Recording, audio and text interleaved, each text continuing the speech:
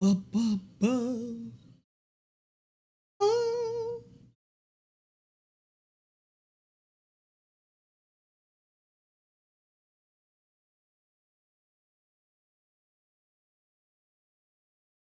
Come on in.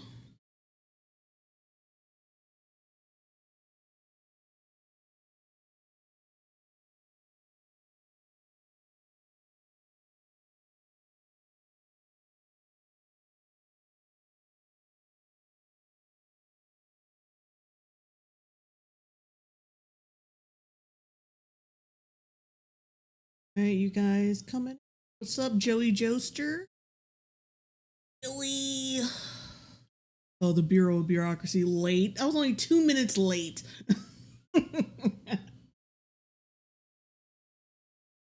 Hoping everybody's coming.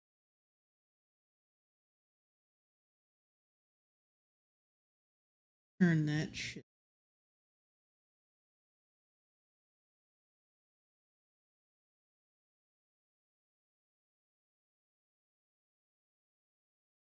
Mackie Sky, glad to see you. Hope you're doing. I am doing good. I almost didn't make it though because I felt a little sick earlier. I'm not gonna say specifically what it was, but yeah, I thought I wasn't gonna make it, but I did. But yeah, and I almost didn't. I almost wasn't able to procure the video, one of the videos that we're gonna watch tonight. This video in particular. I'm dating a. Oh wait, this kind of cut off. Damn it. Oh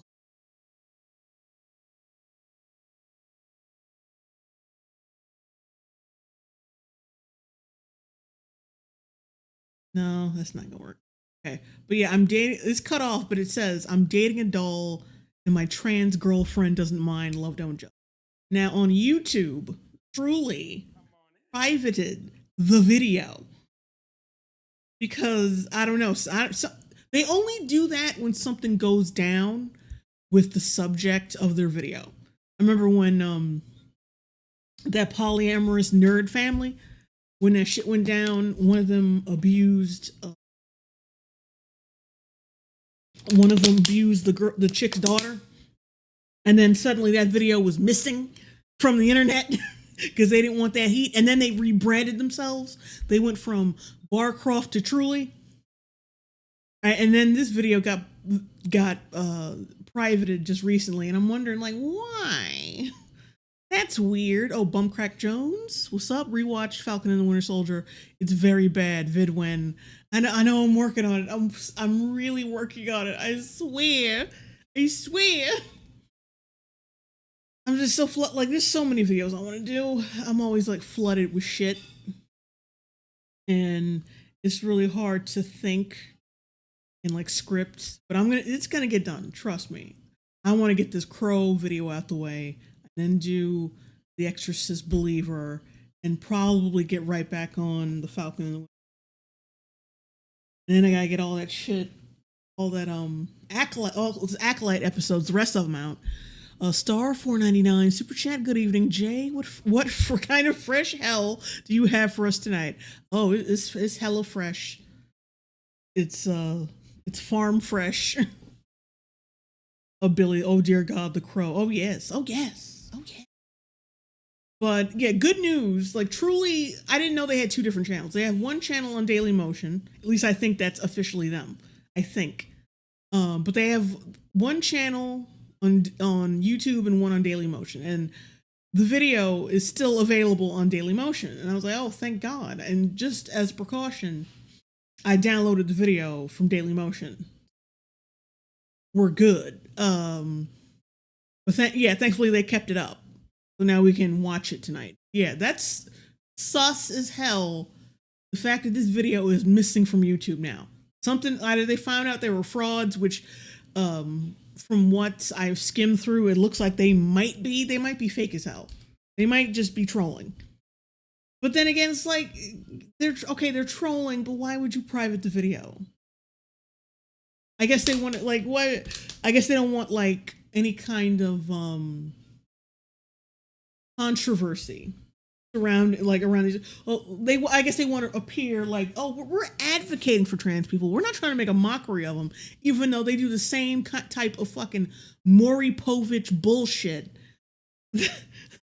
that's been on television for years. Like, oh, look at these freaks. Look at how weird these freaks are. Like, it's the same shit that Maury Povich used to do, Jerry Springer. Like, it's no different. So I don't even know why they're even trying to play shy like this. Not exactly what they're doing. Joey Joester, what is your thoughts on the Thunderbolts trailer? Yeah, remember oh wait, that's right. I think I cut that part out of the stream from before. Oh, and I forgot to fucking re-upload that stream to Rumble, but I'm gonna get to that. But anyway, my overall thoughts was like, I think it was meh. There was a couple funny bits in the trailer, but I didn't, overall, I was just like, meh. I have a feeling from all of the heat Marvel got surrounding, oh my god, I already forgot his goddamn name, surrounding old boy, U.S. agent, who I would consider to be the new Captain America. Yeah, I think they're gonna like make him either an extra douchey asshole or make him a worse character just out of response to that. Because everybody was like, "What? Why y'all acting like Walter?" Oh yeah, that's his name. Why y'all acting like Walter is like this horrible person and he's not? They caught some flack for that. So I feel like they're gonna make like a response to that and make his character worse. That's just my theory, though. Anyway, yeah, it's like it looks like meh. It looks like, oh yeah, we're doing the Suicide Squad again. That's what it looks like. It looks like a formulaic, morally gray team of assholes, basically. But if the Punisher shows up, I'm not gonna lie, that would elevate it for me. For me, like if John Bernthal's Punisher showed up, I'd be like, all right. Whatever. Anyway, let's get it. Oh, Aura Master DX and Ghost Tactician was like Walker. Why did I think it was Walter? Anyway, let's get to it. I've been talking too much about other shit. But thank you for correcting me on that. I'm Sketch. I have 2 girlfriends. One of them is Tracy, and the other one... Wait a minute. I'm Sketch. I have 2 girlfriends. Like, you see how he slowly, you can tell he slowly grimaces right here. I wish I could slow it down. Can I slow it down? No, I can't. Well, but yeah, he slowly grimaces and he has we got this uncomfortable smile right here. And Miss Tracy. Oh, Bread Last. If Punisher shows up, they're gonna make him a villain. In Marvel New Ultimate Comics, they made him a mass shooter. Ugh. And I hope that doesn't happen though. One is Makita. I recognize you as a horrible. Oh, Makita the doll. Soulmate to cherish you forevermore. I view her just the same way as I view Tracy, and both having. Yeah, this has got to be a troll because that's like the perfect. That's like the perfect insult, like backhanded compliment. I view this rubber fake woman like I treat this other fake woman. That is like, if they're trolling, that's brilliant. If they're trolling, this whole fucking bit is brilliant, in my opinion. Red Rose Spark, thoughts on Joker 2 trailer? Like I said, I'm still like, I don't know. I'm on the fence. I'm in the camp of people who thinks it shouldn't have had a sequel. It should have been a self-contained film, and they should have kept it at that. So I don't know. I got to see the movie, like the trailer, because the trailer is confusing. But anyway, let's go. Stacy A. Hey, Jason, you're only doing Streamlabs now. I finally unsubscribed from your subscribe star thingy. Oh yeah, right.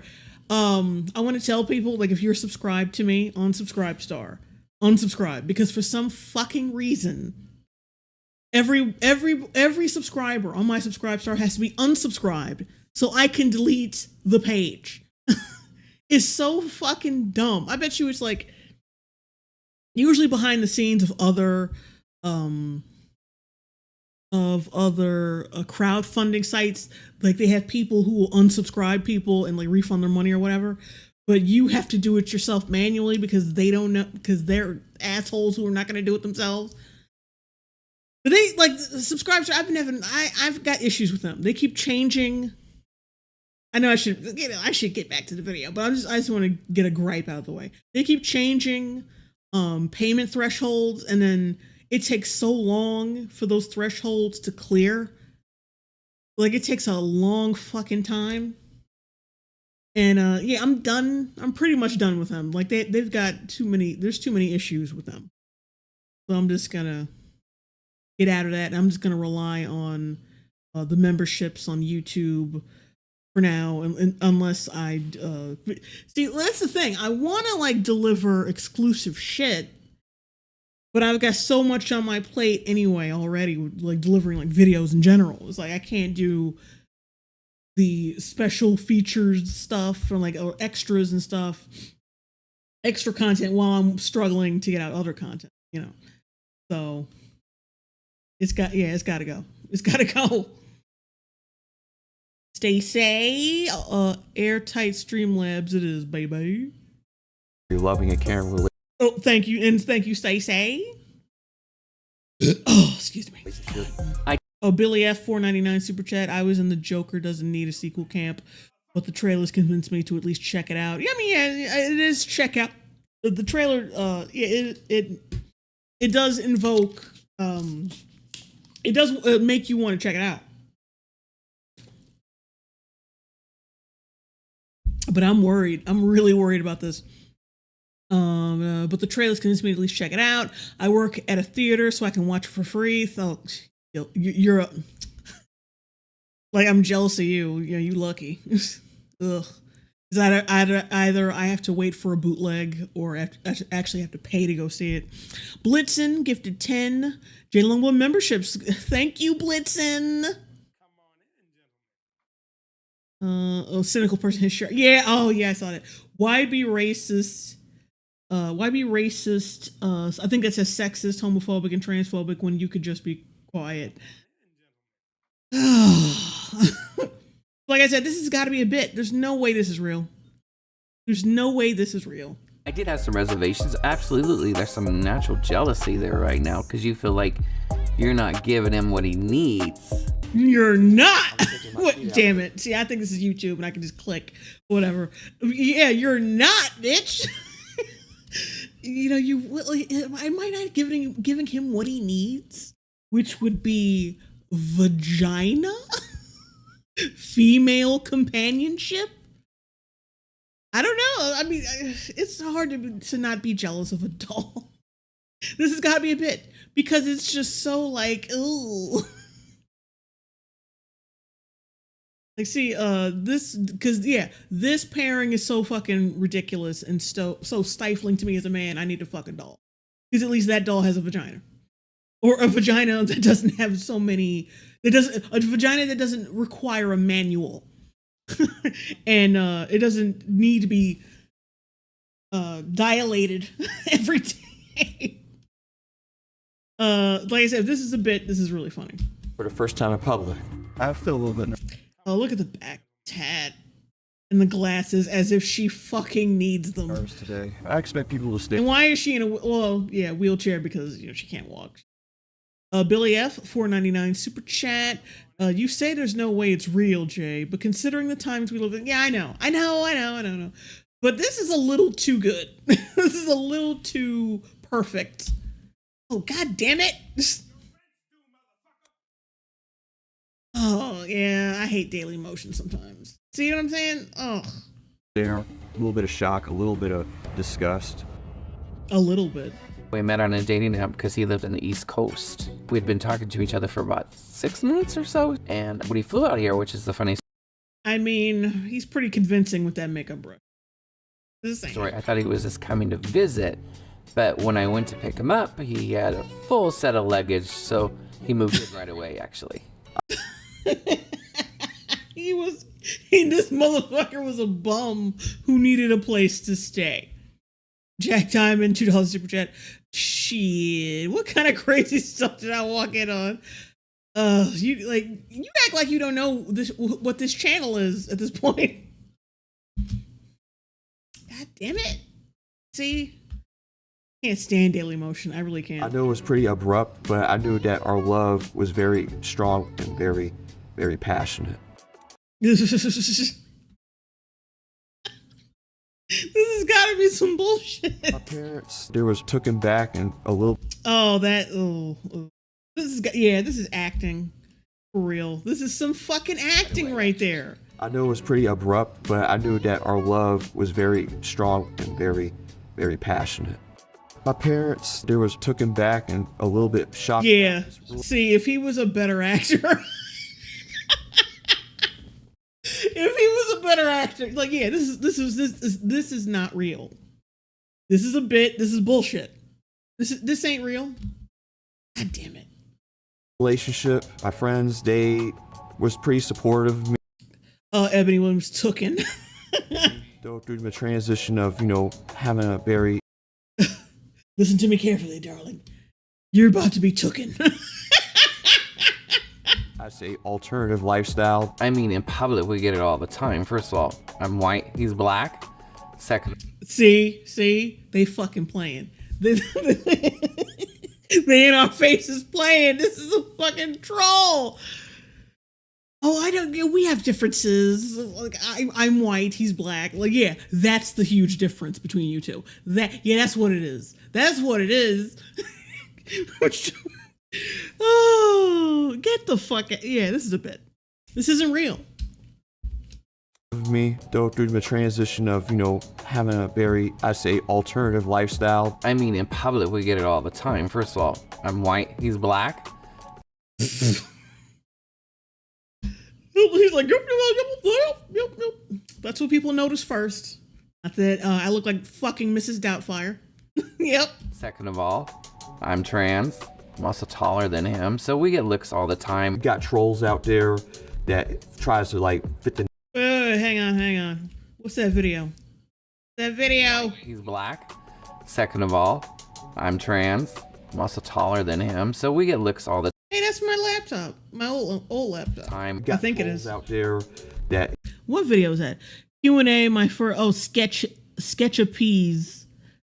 Yeah, I think that's what that says. Q&A, my exclusive interracial relationship with my transgender girlfriend. Is that the doll or the girlfriend? Who the fuck is this? Who's that? Because that, okay, Billy F 199 super chat. Okay, I take it back, Jay. Okay, take it back. You're right, Jay.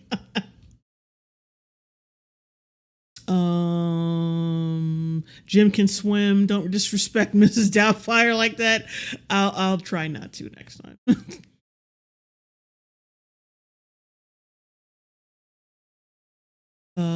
Science Mile, I think. Find that video. Yeah, that I was thinking about that. But I'm wondering, like, what the fuck? Is she a doll or not? Or is that the guy? Yeah, that's weird. I'm gonna find this video though. The narrative about how couples should date. This is a video we did. I got over 24K views so far. Oh, that is him. Why did he look bigger? He looks a lot fucking bigger now.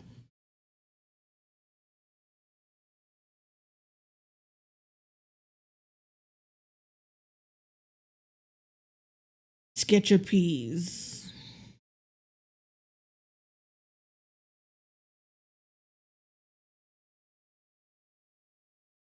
Where is this fool? And then he came out with some kind of trailer 2 days ago. Oh, wait a minute.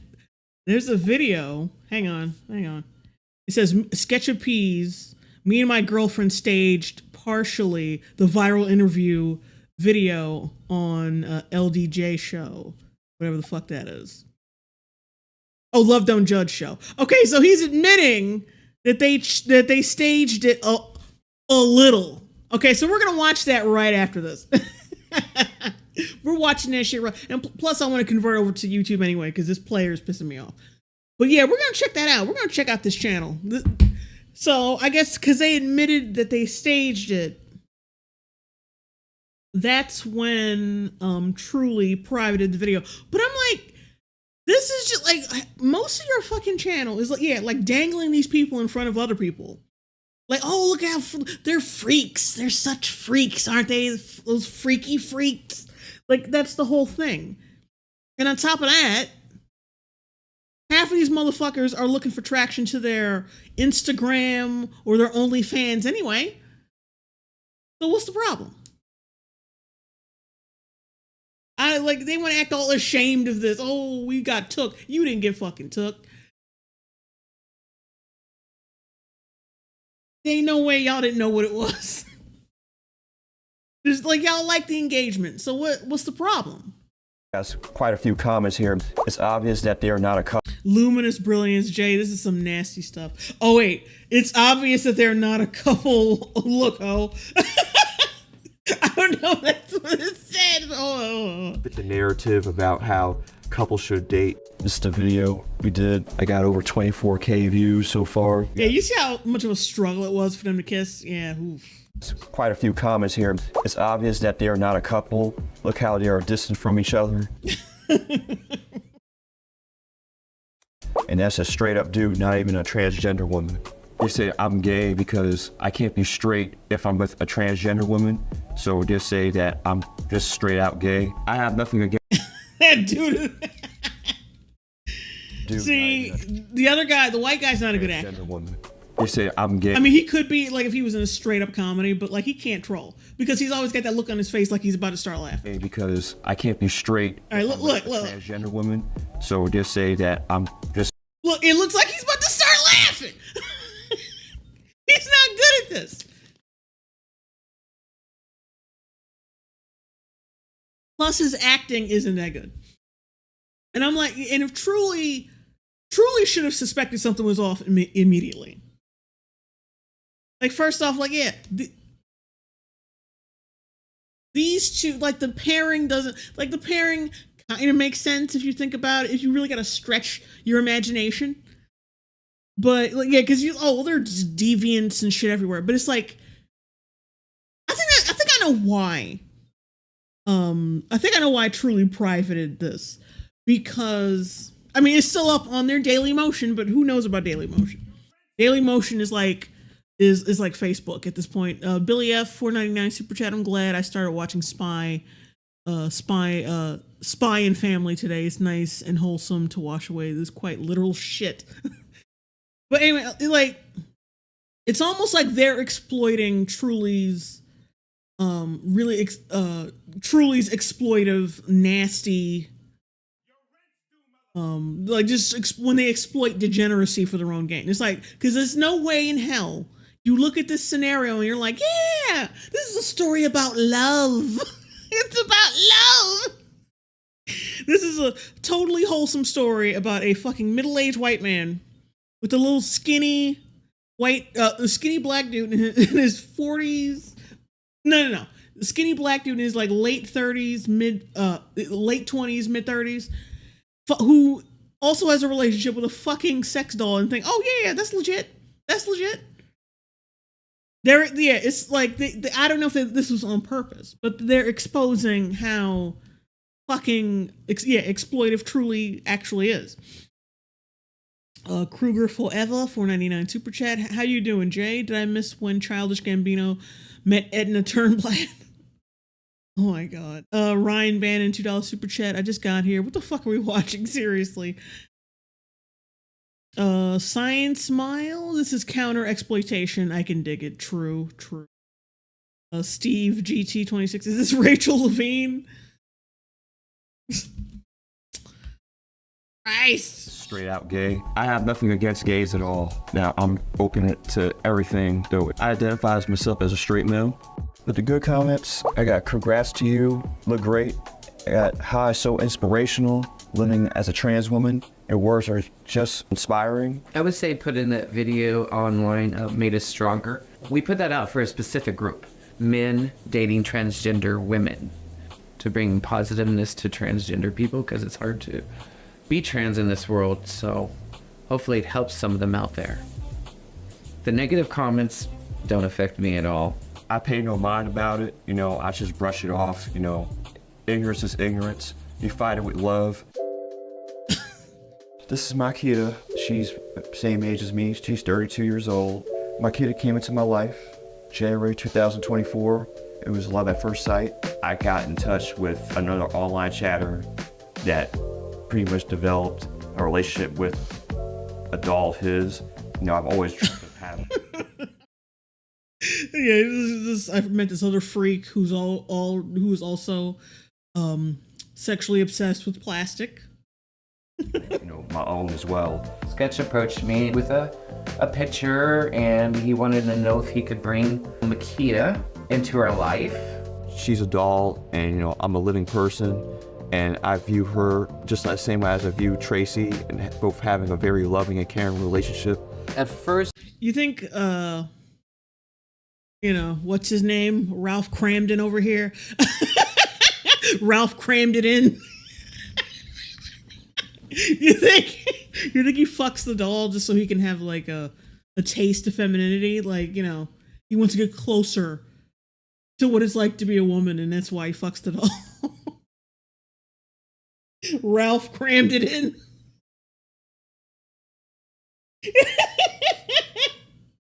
Oh my god. Anyway, oh shit. Nerdy Medic Kabuto, $20 super chat. I don't know what's happening because I just showed up, but I'm scared by whatever is going on the screen right now. Oh, I you know, I can't even explain it. I can't. I did have some reservations. Absolutely, there's some natural jealousy there right now because you feel like you're not giving him what he needs. But I mean, we discussed Of course it, not. we God looked at damn it. it! Purchase Nikita together. I mean, of course not. I mean, you're a middle-aged dude. And she's the one with the actual vagina. That's the thing. That's why the satire, if it is satire, actually fucking works. Because, yeah, he'd rather fuck a doll. Like, he's got to fuck this doll so he can fuck a woman. The female doll is more of a woman than you. I mean, everyone can see right through this shit. Joe, Vinny, the hyena, $5 super chat. How much you want to bet the Truly staff are a bunch of freaks that laugh at other freaks to make themselves? Yeah, that's exactly what this is.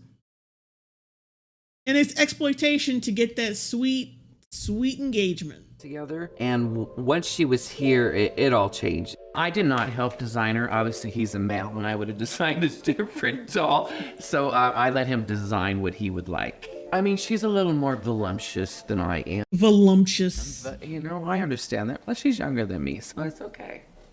I think Makita has helped our relationship because while I'm at work, she's keeping him busy, and he's working from home. And sometimes I work 12 hours. I have a little bit of Sometimes I work 12 hours and I can't get home to a good pump. $2 super chat. Is it weird that I feel bad for the doll? No, honestly. Cynical person. He needs to be mentally evaluated.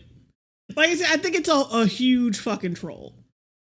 So I think it's a huge troll. fears of abandonment in my life. I just need a little bit of a stepping stone to fill a void in my life. You know, if my partner is not around. I think it's brought him out of his shell. He's This is a fucking troll. He did.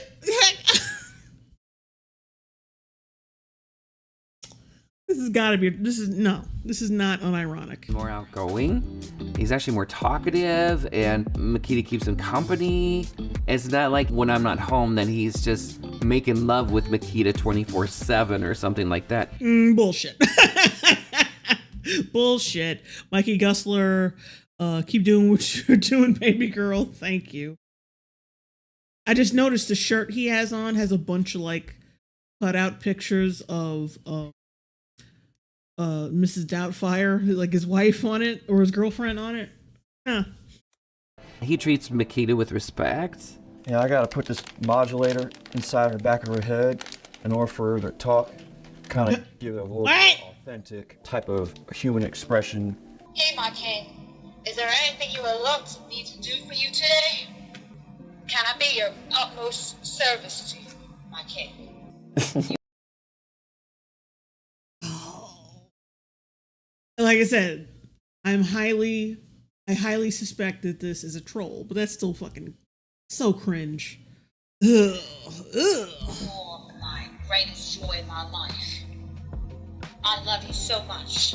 I recognize you as my equal, my heart, my soulmate, to cherish you forevermore. And whose fucking voice is that? Voice is that? I mean, it could be like an AI generated thing, but like, I don't know. It sounds like an actor, a person talking through that shit. Don't sound like no AI. I don't know. Each day of every time that I can be together with you. My friends and family don't know about her. Well, let me take that back. My mom and my sister do actually know about her about a month ago. Finally, we were on a FaceTime and we were both talking, and I was just showing her around what my studio looks like, and it happened that she was in there at the time. They thought that was actually a real person. Yeah, no, they didn't. Mikey Gusler, $5 super chat. I saw that Mahler announced October EFAP as a Nightmare on Elm Street. Can't wait for the videos. My favorites are 1, 3, and A New Nightmare.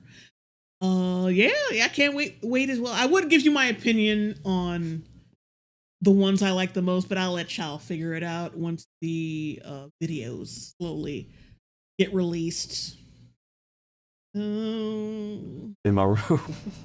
As long as they know that I'm happy, then it wouldn't seem too abnormal, out of touch with reality. Today, I'm taking my kid out for the first time in public. I feel a little bit nervous today. I expect people to stare, a little bit of shock, a little bit of disgust, but it doesn't matter really to me. For the first time taking her out, I feel that I could be comfortable in my own skin. In the way I balance my time between both Tracy and Makita, I give my time and energy and affection towards.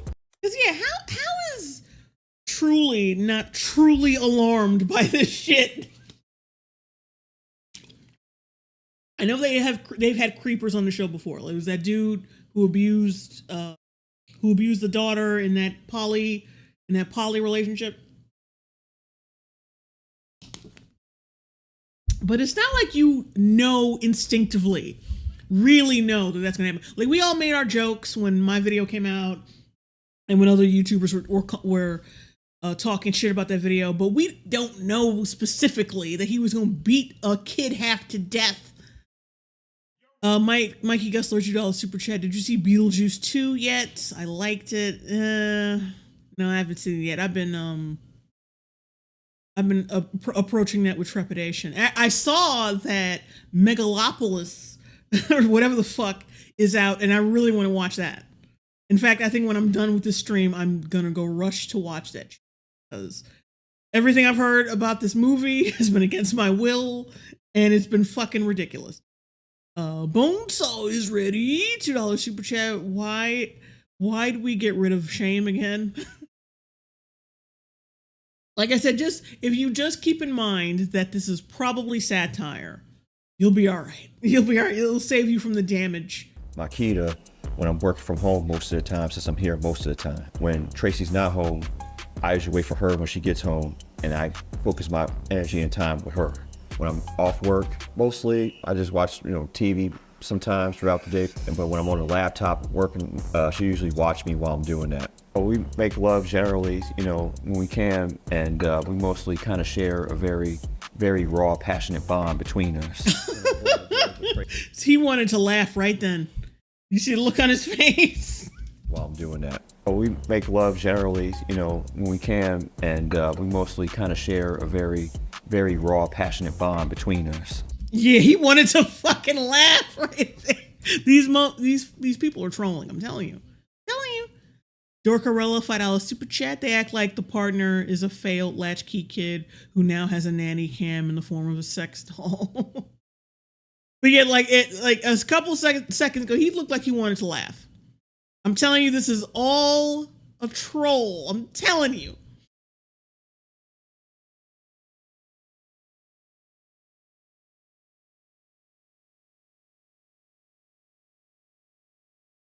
When I'm going to bed with Tracy, I usually leave her in my office room just to separate the two, so that way I can share mostly time with Tracy. When I'm home, it's my time, especially when I work. I mean, during the weekends, we share each other, and I just lay on the couch and watch TV while he's He's in the room there with Makita doing work. Doing work, putting in work. In the garden. Putting in work. Oh. Oh. I'm just, glad that, want to do this photo shoot with her because she means a lot to me in my world, my rock. Of course, we want Makita to look glamorous, so I get to pick out the outfits and get her dressed up. I made her a little more conservative and beautiful in that way. Are they really doing the thing? Like the makeover segments of the romantic comedy? Are they really doing that? I think we're gonna go for the red dress. Makita has a very unique, genuine personality. She doesn't yell, she doesn't scream, she doesn't talk back. Makita doesn't talk back, and he goes, I'll give him some snap and put him in his place. Yeah. Yeah. Like, nigger, if you don't get that doll.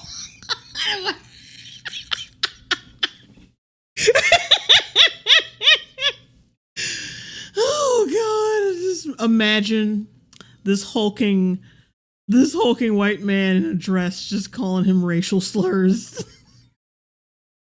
over this fucking doll. Jesus Christ. Oh. Anyway. Rachel has brought a unique character to me. He's brought me a lot more out of my shell as well.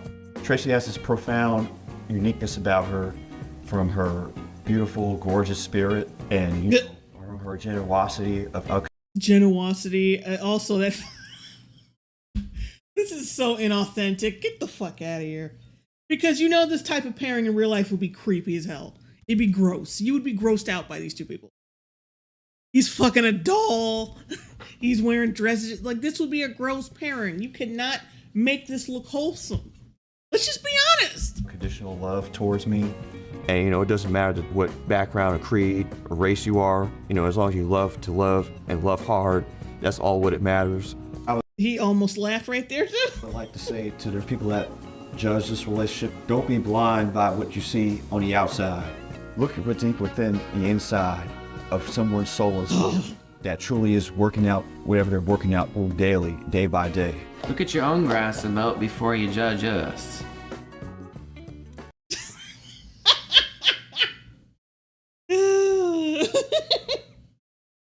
That's no.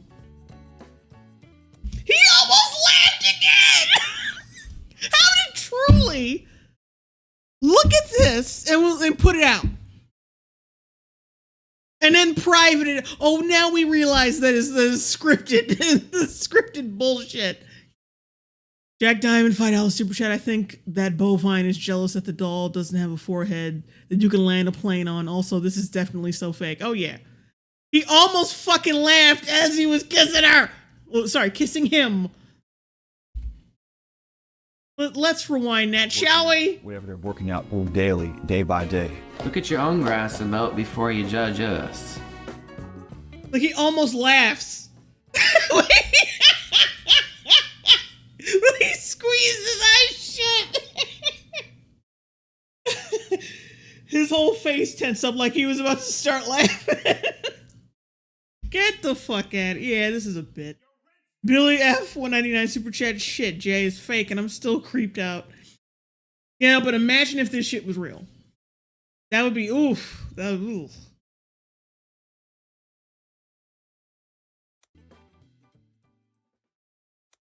And then the last shot is the doll. Like, why would you do that? Like I said, I love how truly is. Oh, we gotta private the video because they fooled us. These motherfuckers fooled us.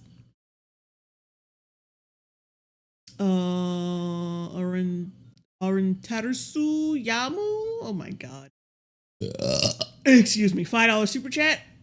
Mimicking is hard to point out these days. Charles Darwin theory revolving into a new level. Also, Jay live Little Mermaid review when? Live Little Mermaid review. Oh, you mean you're not talking about the play, are you? Because hey, I'm not reviewing that shit.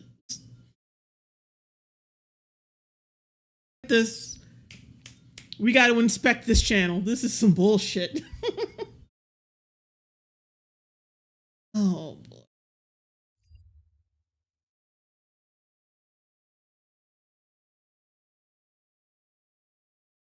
And there we go.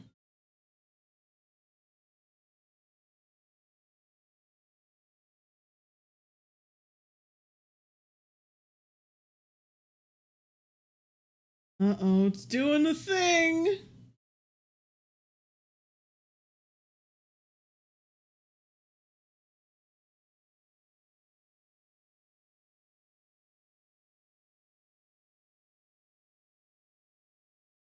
And you gotta be kidding me. Well, you know, let me delete my history because I'm pretty sure that's clogging up my.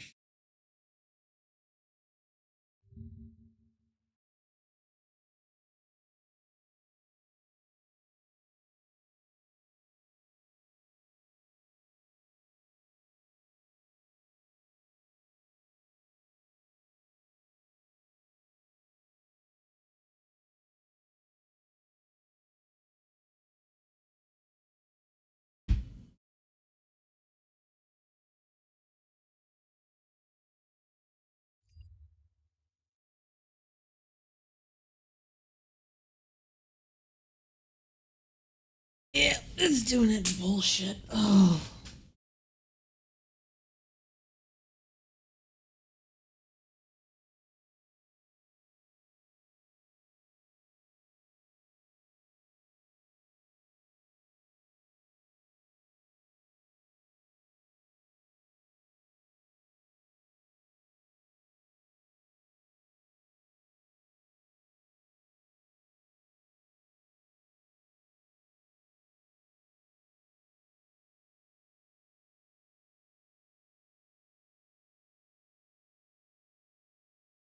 There we go.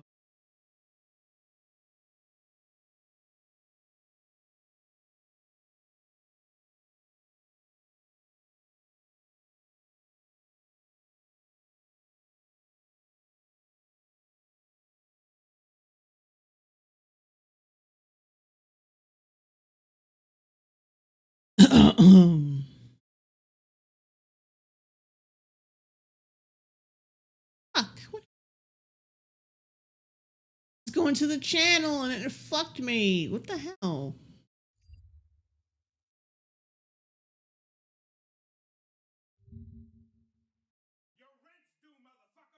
All right, you guys are back. I'm back. YouTube's trying to fuck with me.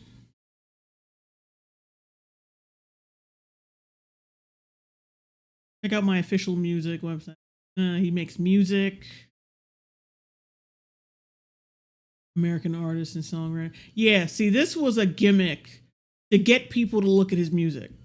Look at all these. Yeah, he's got an Amazon. God Devil Records. I bet you if we listen to his fucking music, it'll be the biggest pieces of shit. He's got a Patreon. You can never stop the peas, or unless the music is also a troll. Who wants to see the music video first? I want to see that first. I want to see what the hell this looks like, what it sounds like before we get into anything else. They call this place many things, but what they call this place can be only two things. There's heaven or the devils that make our successes or something else.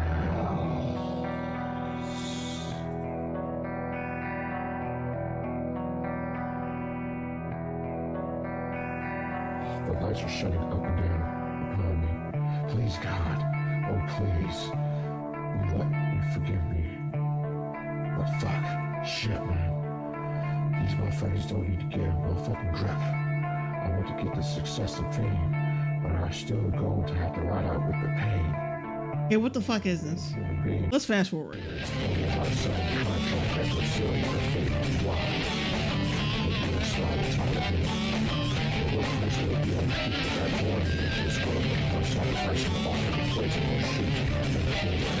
Oh Lord, this is fucking cringe.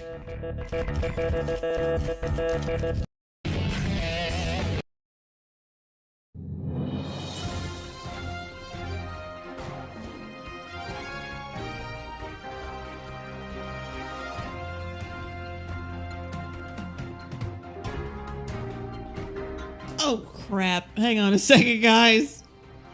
Oh. The Jimi Hendrix experience is over. The acid rock musician died today in the London... All right. I noticed that my camera was still frozen. Fuck. But yeah, his... who was 40 was shot and killed. This is complete bullshit. Morton McFork, Jerry, you still using the AT&T after all these years? No, it just, my shit just like conks out every now and then. I don't know why. I couldn't tell you. But I think it might be because I've got my Wi-Fi receiver on a USB strip and not directly into my computer. But then when it's directly into my computer, it still fucks up. But I think it's because the signal gets low. But whatever. This guy, his music and his video is just complete garbage. So I think he made this shit up just to get eyes on his music. Because this is some bullshit.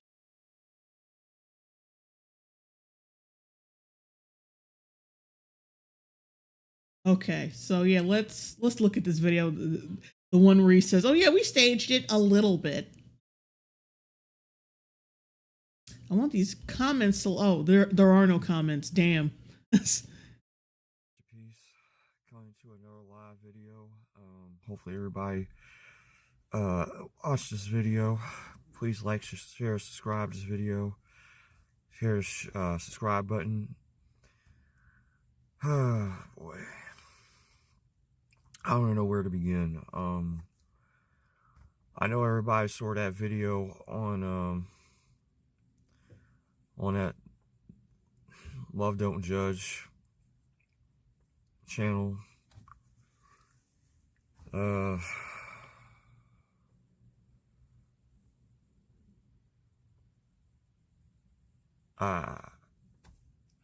don't know. I'm lost for words, man. That's kind of what I was anticipating to a sense, and part of it I was going to anticipate it, and oh boy, look, I just wanted the general public to understand that I'm a sound-minded man. All that was part slightly for a social experiment. Yes, me and Tracy are not together, but we're close friends at the moment. It was a social experience. Oh God, Billy F499 super chat. After that last video, I'm ready for. Wait, what the fresh heck is this? Like, I think he's like half. I think he's half admitting to it because he wants to keep that fucking same grift going. Like, he really wants people to listen to his music, so he's got to, like, just in case the engagement bump isn't as big as he wants it to be. He wants to be able to, like, oh well, I'll bring Stuart back to pretend to be my fucking trans wife. Oh yeah, well, we got back together again, guys. We got back together, but like, so it's not even like, it's not a troll per se. He's serious about this, but it's not. He's serious about his people seeing his music.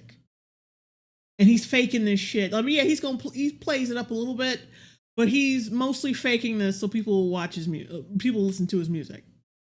And it's not working because ain't no comments here. 5 days ago, only 94 views. But hey, yeah, the Love Don't Judge people put it privated the video, so yeah, you ain't gonna get no bump from this. And just want to tell you guys that even for the ones that slightly supported that video, thank you for the support. And you know, there's just been a lot of crazy comments, very bashful and very nasty comments towards me. That's not what bashful means, nigga. That's why your music sucks, because you have no real understanding of the English language. Other than somewhat between me and Tracy. But you know, that's just how society works sometimes, you know. Sometimes, you know, that's just how, you know, when you're living in a life that's unfair to people, sometimes you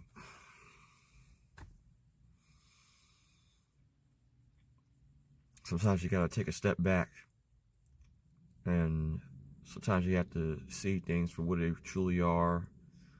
And me personally, I saw things that I thought maybe revealing that was a risk. It was a risk, and I took a risk onto myself where... Cynical person. So we got with the trans person for some clout. Interesting. I'm not even sure bro was even trans. I think the whole, like, he hired an actor. That was just a part of my life where I... Bonesaw is ready. Enunciate, bro. Right? Ugh. And he's chewing gum. And he's got the shades on. I'm like, nigga, shut up. You don't deserve fame. Not even cringe fame. Where I just had to leave it behind. All at one time.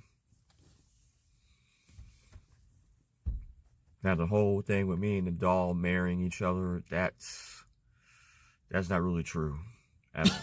No. That was staged. No. That was set up by both of us. You set it up with the fucking... You set it up with the trans wife too, bro. Who the fuck you think you fooling? Who you fooling? It was fake. The marriage is fake. The marriage is fake. And for the ones that think it's real or not, I'm just going to tell you guys, it's fake. And I just want people to know that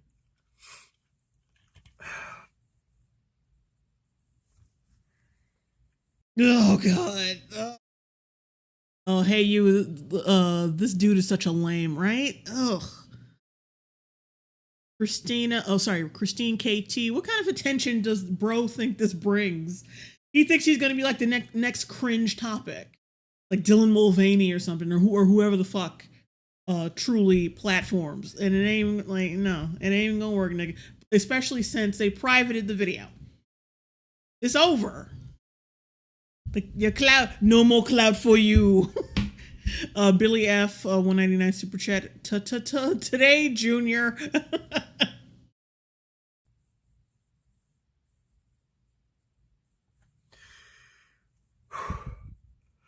I just want people to know that all that happened between me and Tracy in our personal life. It just got to a point where we just couldn't meet each other halfway, to where we... Wondering if he was like fucking with his eyes off screen. Know that all that happened.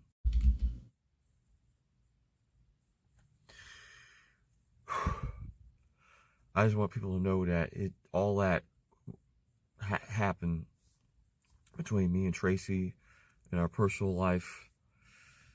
It just got to a point where we just couldn't meet each other halfway, to where we thought we could have still kept each other going. And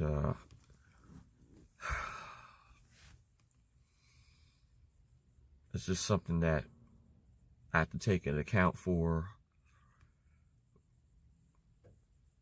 to know that I do live a lifestyle that's still very awkward and different and weird from the public. Morton McFord. I mean, he does peg me on the weekend, but it's nothing serious. I mean, I told everybody that I'm bisexual, that I love women and trans women. That's the truth. But also... You mean you love women and men? To a fact that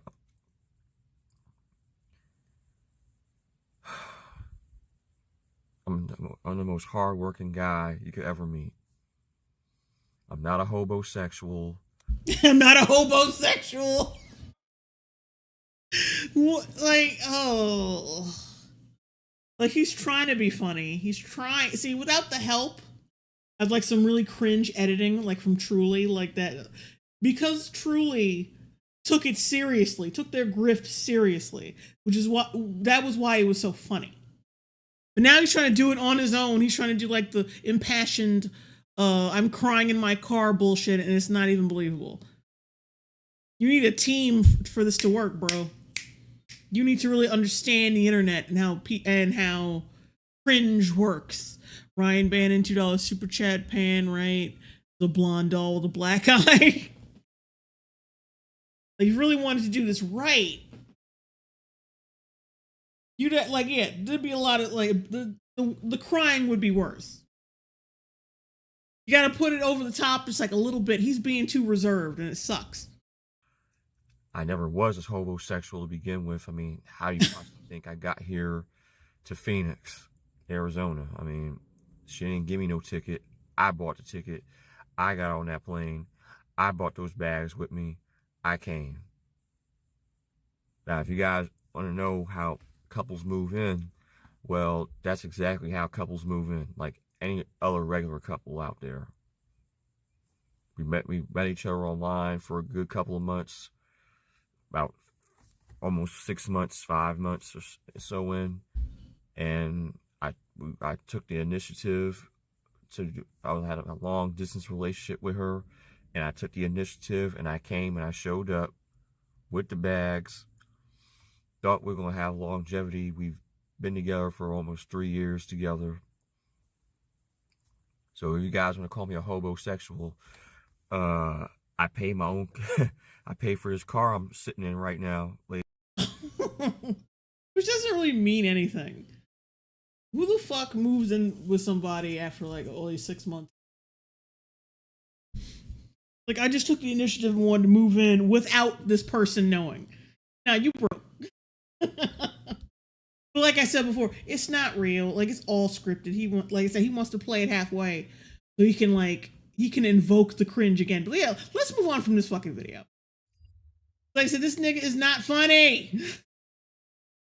My ex-girlfriend let me marry a doll.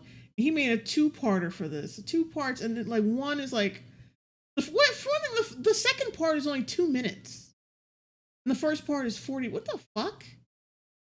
Yeah. We'll just check it out. What's going on, YouTube? It's your boy Skepticism coming in like live with another live stream video. Hopefully you guys love and check out my videos. Monetize my videos for all of YouTube. Thank you. Like. Billy F 199 super. Look at this dude acting dramatic. And also, like, yeah, begging people to like my video while I tell like the depressing story of my girlfriend leaving me and marrying a doll.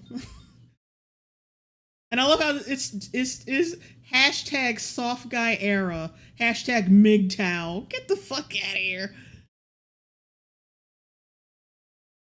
Okay, let's look at some of these comments.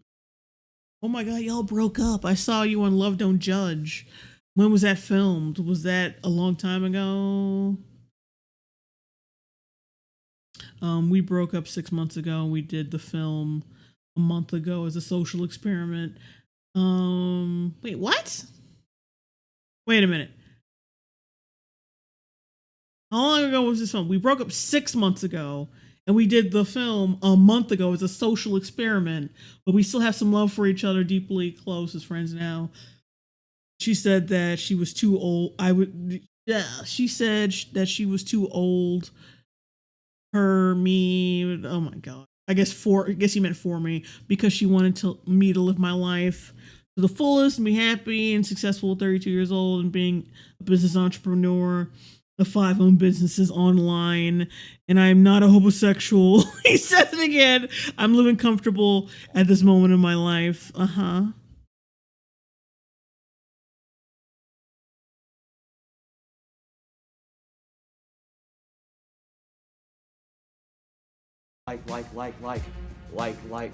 Like, smash up those likes. Well, it's finally the day. Today's the day, guys, ladies and gentlemen.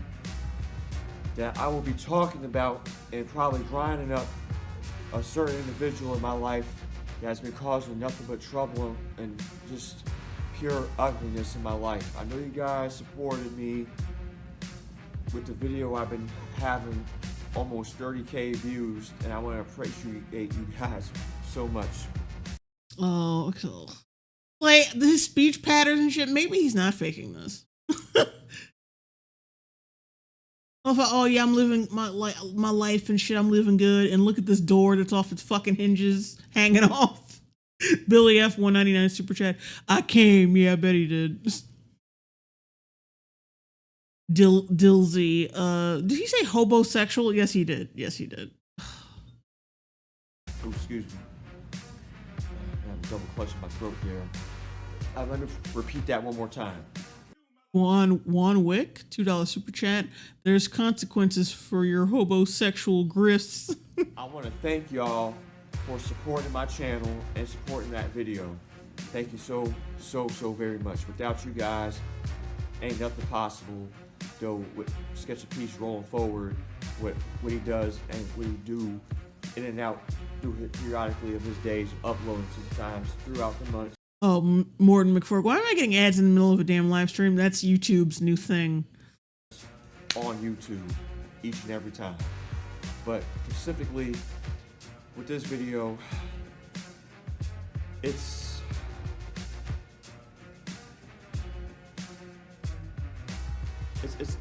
just a reflective eye opener for me, you know. It's a reflective eye opener that me and my girl have been seeing eye to eye for the last year or so.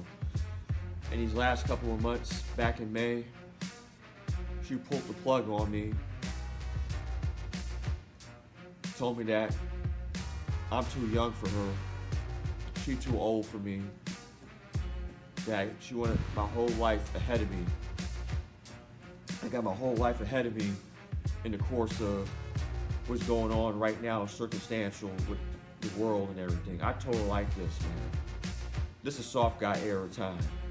Now, whether or not I dip in and out the soft guy era, that's only defeating the purpose of what the soft guy era represents. Now, you guys saw that marriage video to my wife, Makita.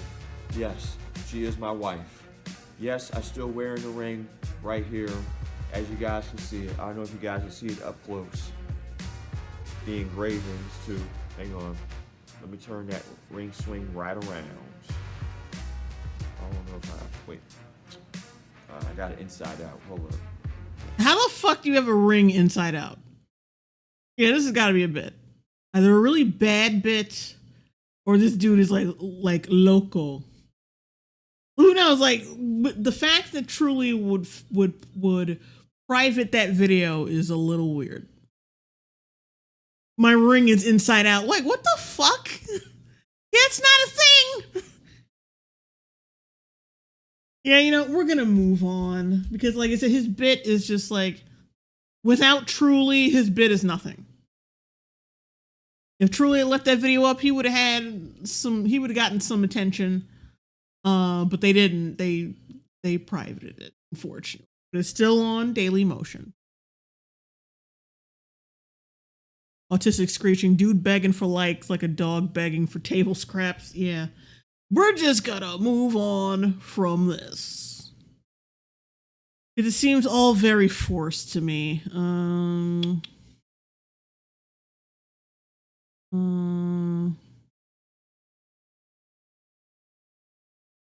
fell in love with my boyfriend's brother. Oh no. I guess we could check this out. And then we're gonna get into the like Kamala Oprah thing. Been over for years. Go see a professional. Shit.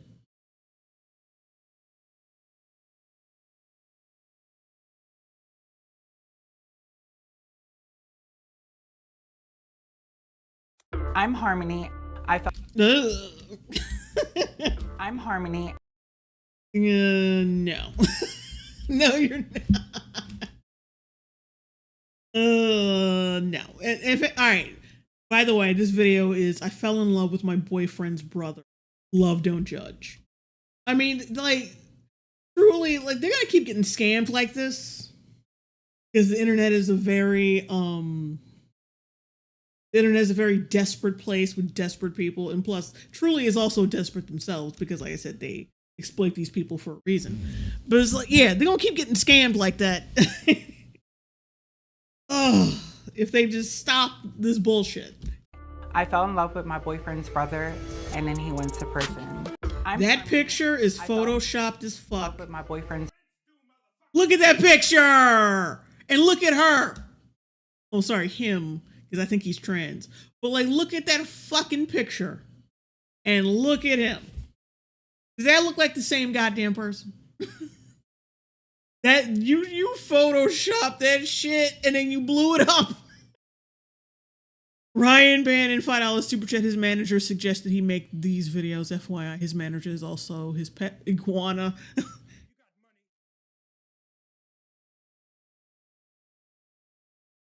Oh, Sam Conway, Drizzle. Billy F199 super chat. She pulled the plug on me. Dare I ask what kind? But yeah, look at this. Look at. That is not the same person.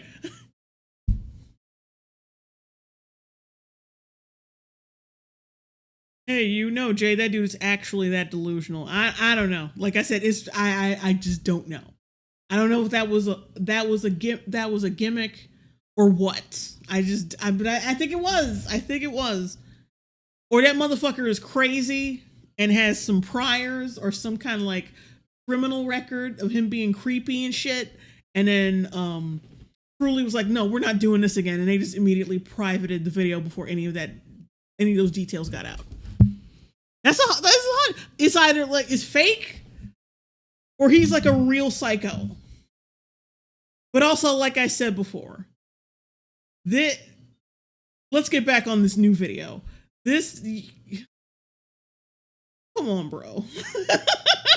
Nobody believes this. You got a man hunch. Look at that. The Hunchback of Notre Dame. His brother, and then he went to prison. A lot of people do judge me. The majority of it would be with me being transgender. Yeah. How do you look worse as yeah, of course you look worse as a woman, but like, you had it easy. You had like the twinkish look. You could have looked like a woman easy. Because you already kind of look like a lesbian here. You could have looked like a woman easy. And you just look like, but instead you kind of look like Liam Neeson as long legs. That's so fucked up. Liam Neeson as a yassified long legs. This guy said 2 balls and a D. Pretend time has been over for years. Go see a professional. I'm confused. Is this a guy? Are you a man? Oh, that's bad plastic surgery. I'm going to be meeting up. Like, look, oh my God. I'm confused. Is this a guy? Are you a man? Oh boy. It's the wrong shape. The wrong shape. And I'm going to be meeting up with my ex Freeland today. How did you feel when you first found out that I was dating your brother? I was kind of mad. I was kind of mad because I wanted to dump your ass. I wanted to dump your ass myself. Like, get the satisfaction of dumping you. Like Abram $5 super chat. Is soft guy era the PC way to say bitch ass nigga asking for a friend? I don't know. These internet trends. Hello? Hey, baby. Baby. I miss you so much. The things that make my relationship with the priest unique, the number one thing would be that I used to date his brother. The second thing would be that I am the first trans woman that he has ever dated. In 2000, I love how his face is blurred in every picture. 2012, I was incarcerated for aggravated assault. I did serve 7 years. I met Freeland. We were on the same THC block. We were both doing the same program, and he used to write poems and poetry and letters. He would slide them into my cell. We did begin dating. I'm sure he slid something else into your cell as well. In 2018, Freeland was released from prison. And when he was released from prison, he abandoned me. He forgot about me, and that is how our... Yeah, he fucked you in prison. And that was like the extent of his homosexuality. He was like, yeah, you a prison bitch. We had fun in prison, and now I'm not in prison anymore. Now, I don't necessarily condone that. Like, I'm gay when I'm in prison, and then when I'm out, I'm not. No, I don't condone that shit. But still, yeah. You should know. Yeah, he's basically dancing around the issue. Like, yeah, y'all fucked in prison. And you probably became a woman because of that. Probably because you suspected that he didn't want a fucking man for real. So you transformed yourself into a woman, probably to get his fucking attention again. But then you got with his brother because that was like the second best thing that you could do. I mean, I'm not a fucking shrink or anything, but I feel like that's exactly what the scenario is. This could be a movie. That's really interesting. Billy F, 199 Super Chat, Hunchback of Notre Dame. relationship ended. I met the priest in 2021. Freeland and the priest have a sister who I remain The priest? That's his fucking name. friends with. I went out to hang out with her, and during that time, I met his brother. His brother was everything that... Look at this picture. Like I said before, look at this picture. That ain't the... No. You can't Facetune some shit, then blow it up like that's a real, like that's some real shit. Get the fuck... Like, hey, pimp. You got an app where I can like D Liam Neeson my fucking nose bridge?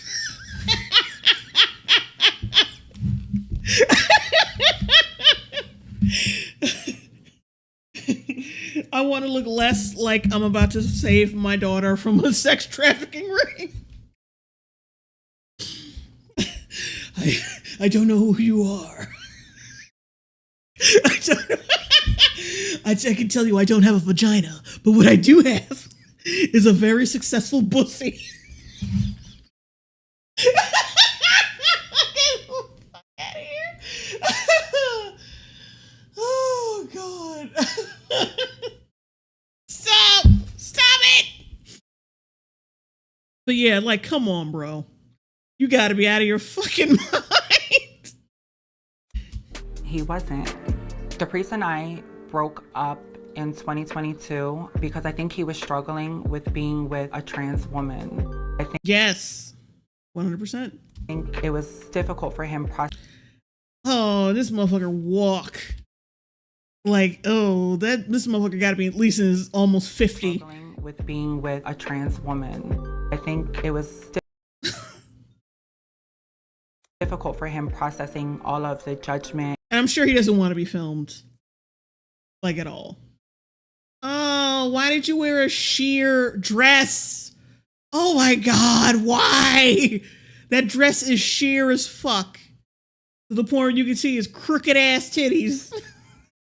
And his terrible BBL. Come on, bro.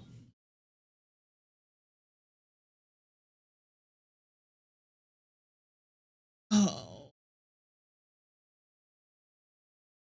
Cynical person. I hate that so many of these people think all women act and dress the same. Yeah, it's like, ugh. And it's so transparent what the situation is. He got fucked in prison by a man, thought he could become a woman to entice him back. Like, he thought the relationship was going to be more than just like some prison fucking. So he became a woman because that's the only way you can explain this botch job. He thought he was going to get the other dude back, but then it went after his brother. And got to keep convincing his ass to stay because he's struggling with the fact that I'm a trans woman. Get the hell out of here. Lord Forchungus, $2 super chat. Jay out here carrying the legacy of Freud. And the emotions. I realized that I was transgender at a very young age. I was the young age when I was in prison and got fucked by a grown man. always attracted to more girly things. At the age of 15, I started to get my nails done, grow my hair out. I started dressing very feminine and I think you were just gay, bro. trying to present myself more as a woman. This is a photo of me when I first started my transition. Seeing these types of photos, it's very triggering for my gender dysphoria. This is a Dysphoria. It's dysphoria. You motherfucker, you can't even pronounce it. Oh. photo of me from when I was probably 14, right before I started to dress more feminine. The struggle of being a trans. I don't know. When you started dressing feminine, you actually looked. I don't know. Like I think he is fucking with the timeline. I think he's lying. First started my transition. Seeing these types of photos, Hang on, rewind my it. hair Rewind it. out, I started dressing very feminine and trying to present myself more as a woman. This is a photo of me when I first started my transition. Seeing these types of photos, it's very triggering for my gender dysphoria. You look more womanly back then, honestly. This is a photo of me from when I was probably 14, right before I started to You actually look like a lesbian back then. dress more feminine. The struggle of being a trans woman in prison was very difficult. I was housed in a men's prison. Every day I was faced with discrimination and judgment. I Dude, you're a man. Like, stop. Stop playing with the discrimination card. was assaulted multiple times, both I was assaulted by the guy I'm trying to get back with. verbally and physically, because I was trans. In prison, I advocated for trans rights in 2000. Yeah, like when you're in a fucking place filled with sex-starved, violent men, and you start coming around acting like basically a girl, they're gonna bend you. That's why you should have cut that shit out when you're getting into prison. You should have you have no survival tactics. That just tells me, you have no survival instincts at all. Oh, Sarah Sassone, a very successful pussy. Like, yeah, that was, you're kind of behind. I mean, I don't know. My shit fucked up, so I don't know if you guys are getting the feed very late, or maybe you just need to make sure you press live on the stream. If you feel like you're not caught up, like if it's not red, that means you're behind. If it's gray, that means you are way behind and you need to press live. But it might be the problem on my end. But whatever. Getting past this, you have no survival instincts. You went around all these sex-starved men acting like a girl. Of course, some of them came at you. It's not because you're trans. It's because you were the easiest. You were the closest thing to a woman to these fucking people. I'm not saying it's right or condoning that shit, but you gotta have some survival instincts. Because I was trans. In prison, I advocated for trans rights in 2015. I'm just asking to be a target. We changed policies within the DOC, and now trans inmates have access. Arun Terisu Yamu, I'm sorry if I'm not saying that right. $2 super chat. This stuff is seen as a fetish to them. It's weird. To proper health care. After the priest and I broke up, Y'all do need proper health care because that ass is crooked. he did move back to his hometown, and there was a lot of judgment. And now trans inmates have access to proper health care. After the priest and I broke up. Yeah, I don't believe that you were single-handedly responsible for your prison getting trans health care. But then again, it's so fucking easy to manipulate the powers that be into doing shit like this because they don't want to be because they don't want to be caught out there saying no to these fucking people. And yeah, he is so ashamed to be around her. Oh, sorry, around him. He did move back to his hometown, and Like, can you stop fucking filming me? Like, fucking stop.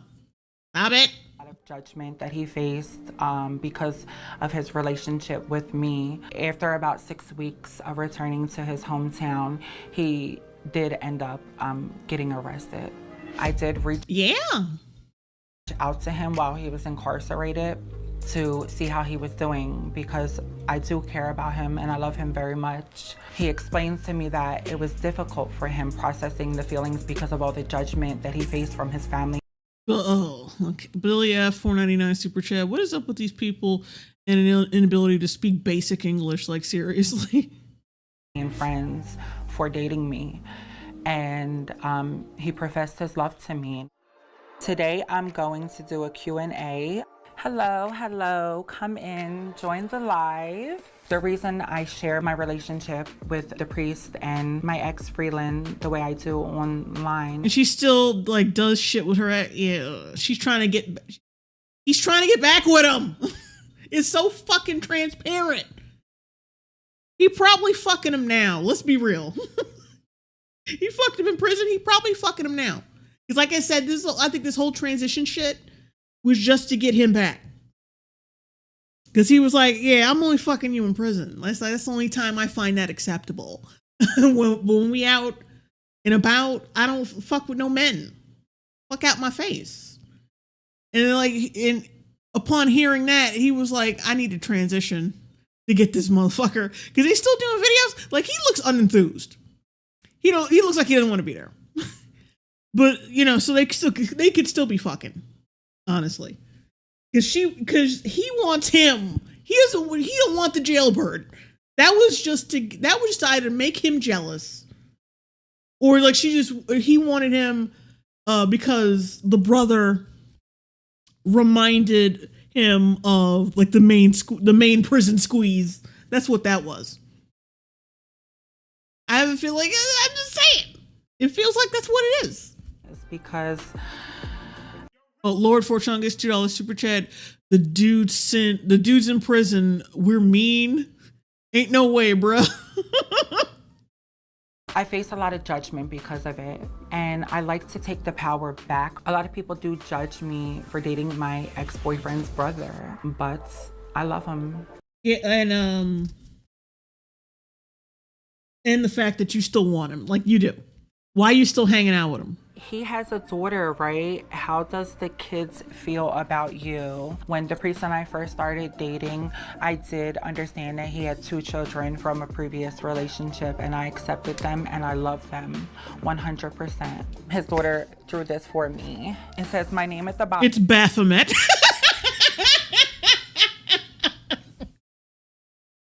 Oh, it's for you, Harmony. It's a fucking demon. It's a genderless demon creature. I know it's an H, but I feel like the daughter or like one of the kids drew a demon, and then she was like, "Why don't you like put little flowers and shit on it so it'll look like a little friendlier?" And then got this. Oh. And it's an H. I love it. Okay, thank you so much, everyone, for tuning in and joining my live. I love you. Bye. Until next time. The discrimination that I face. I hope his dress isn't up too high. Because that camera was pretty low. On social media, the majority of it would be with me being transgender. When your face.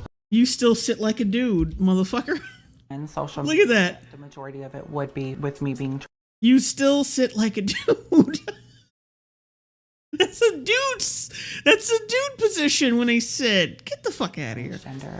When your face don't match your body. Hey yo, who's man? The body don't match nothing. Like the body don't match the face. Like none of it matches. What you talking about? This guy said 2 balls and a D. Pretend time has been over for years. Go see a professional. I'm confused. Is this a guy? There is a lot of love, though. Reading these comments has me shaking my head. We live in a hateful world. This guy said, you look beautiful. A lot of people love to comment. It's not like hateful. We're just like assessing the situation. We're just being real. about what the situation actually is. And I think I think I know what it is. I think I know what this fucking shit is. Like, I already laid it out for y'all, but I think it's like, you wanted to be with the brother because he fucked you in prison. He probably fucked you regularly. He probably protected him. He probably saved him from people whooping his ass, and then seduced him and like, yeah, you know, I'll protect you if you fuck me. And then he was like, yeah, we can't continue this out in the real world on the mainland. I'm just telling you that right now. So like, when you get out, don't come looking for me. No bullshit like that. Like, we can keep in touch, but we can't fuck at all. And he wasn't having that, so he was like, I'm a transition. Fuck it. I'm a transition so you'll want me. Like, I'm a transition fully. The BBL, everything. And like, bro, yeah. And instead she went with the brother because like the other guy just no, you don't fuck no dudes. Unless it's in prison. Hurtful things about me, but it does not deter me. I feel like it makes me stronger. This right here is my box of letters and mementos for me. Got a Nike box lying around like a dude. And the priest. The priest and I maintain our contact with each other while he's away through phone calls every day, video visits, and letters and cards. This was a picture that he drew for me. I love it. This is a picture that a grown man in prison drew for me. Let's rewind that. Wait. And letters and cards. This was a picture that he drew for me. I love it. It says, I love you. This Valentine's Day that just recently passed, he sent me a beautiful card and he said, you're my best and only true love. I love you. Always yours. I am picking out a few outfits because I'm going to be meeting up with my best friend Monet and my ex Freeland today. I think when Freeland first found out that his brother and I were dating, he was... Oh, Mort McFork. Have an H, which stands for hell, which is where you're... Oh, damn, that's wrong. Very shocked and upset. So I am pretty nervous to see him and talk about it. Hi. Oh, wait, go back. Talk about it. Like, how do you look bigger and more manly than you did when you were presenting as a fucking man? You had it easy. You were twinkish. Twinks have the easiest time transitioning because they pass way more. How the fuck do you pass less now? Skotsky 02. Jay, why do you torture us like this? You know what it is. You know what the stream is. Blue River, she's got resting duck face. And I'm like, how the fuck do you look more manly now than you used to? I don't understand that. Hi, hello, best friend. I love. There's the X. The X. And he does not look happy to be there. Oh boy. I just wanted to get a little boy pussy in prison. I just wanted to get a little boy and like let it and just like hit it, quit it. I thought this nigga was gonna be in prison longer. Now this motherfucker followed me home. What is I was gonna do? What am I, Brazilian Snoop Dogg, gonna do? Love you too. Hi, Freeland. Hey. Yeah, whatever, nigga. That was not a full hug. That was some painful shit. Oh, God damn it. Love you too. Hi, Freeland. Hey.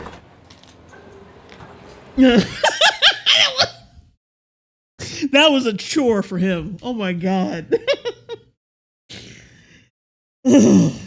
Again, whatever, Liam Neeson. God damn. Welcome. When Harmony first told me about a relationship with my brother, the priest, I was kind of upset. I guess as much as I could possibly be. When you don't give a fuck. When you don't give a fuck. Disturbed for a minute. Oh my god, this is awkward because he's just. Oh wow, did not giving a fuck. This is a nicely decorated apartment though. I was kind of upset. It had me a little disturbed for a minute. Did you get a fucking lobotomy before they filmed this? There's nothing there. He's got the blackest eyes, the stoner's eyes.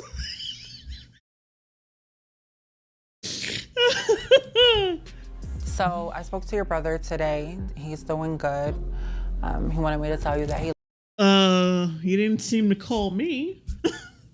I mean, does he not call his own brother? He only calls you? loves you. And he misses you. He wants to fuck him again. How does people not see that he is after him? He loves you. And he misses you. Facial expression. What the hell is going on here? Honestly.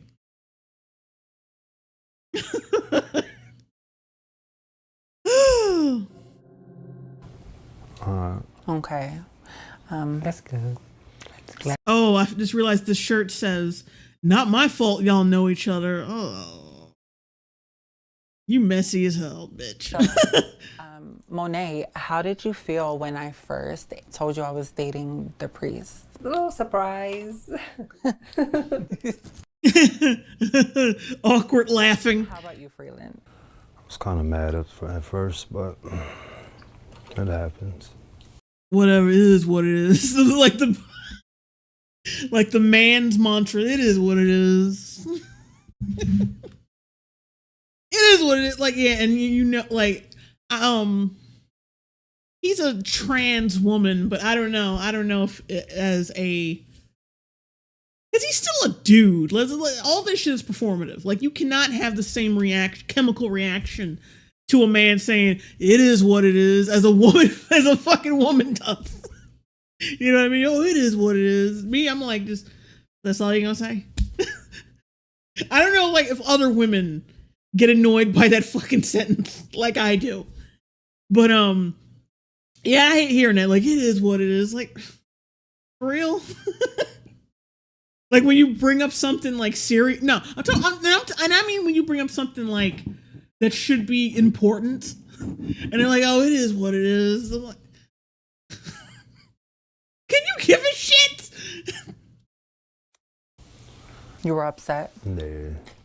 Because, you know, we haven't talked about it before. You're not upset? You're not, like, jealous and want to, like, take me away from all this? So I can be your bussy queen? Because I know the way that things ended for us, it was very awkward. The ended for us was, yeah, you left prison. That's hella awkward. You know, you took your dick out and you just walked out of the prison. How do you feel now? The only thing that matters to me, you happy, he happy. Whatever. For the both of y'all to be happy. Why didn't you wait for me when you were released from prison? There's no. Why didn't you wait? Oh, no, wait. He got out first before him. Like, it don't matter. It don't matter, though. It don't matter who left first. But, like, because I'm saying, like, the point still stands. You thought this was going to be street level, like a mainland relationship, and it wasn't even going to happen. It wasn't. I don't know, really. It was my intentions to wait for you. Do you feel like... It was my intention. No, it wasn't. No, it wasn't. You wanted a baddie.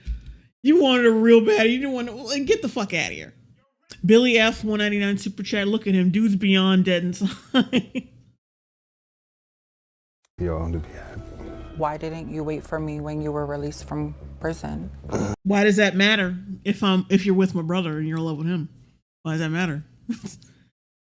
Bonesaw is ready. This is a horror movie in the making. Fatal Attraction with a prison bitch would be terrifying. Morton McFork, I like you and I want you. We can do this the easy way or the hard way. The choice is yours. There's no excuses. I don't know, really. It was my intentions to wait for you. Do you No, it wasn't. You a lie. You's a lie. Get the fuck out of here. feel like what we shared while we were incarcerated was real for you? It was. It was not.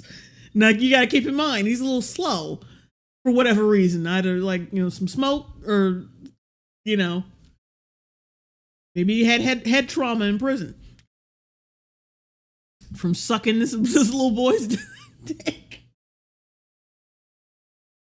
Maybe he was giving him head so hard that he nicked a part of the brain and like knocked, and he's a little slow. Maybe. But yeah, like I even forgot what the fuck I was gonna say. What we shared while we were incarcerated was real for you? It was.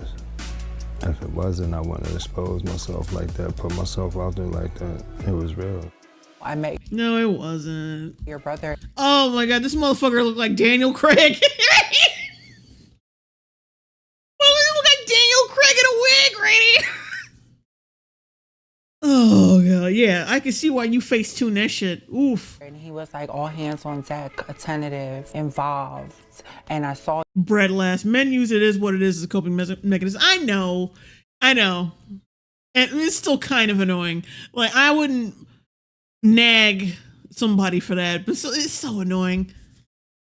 Like, how do you feel about this serious situation that you're probably going to have to acknowledge eventually? It is what it is. That's so annoying.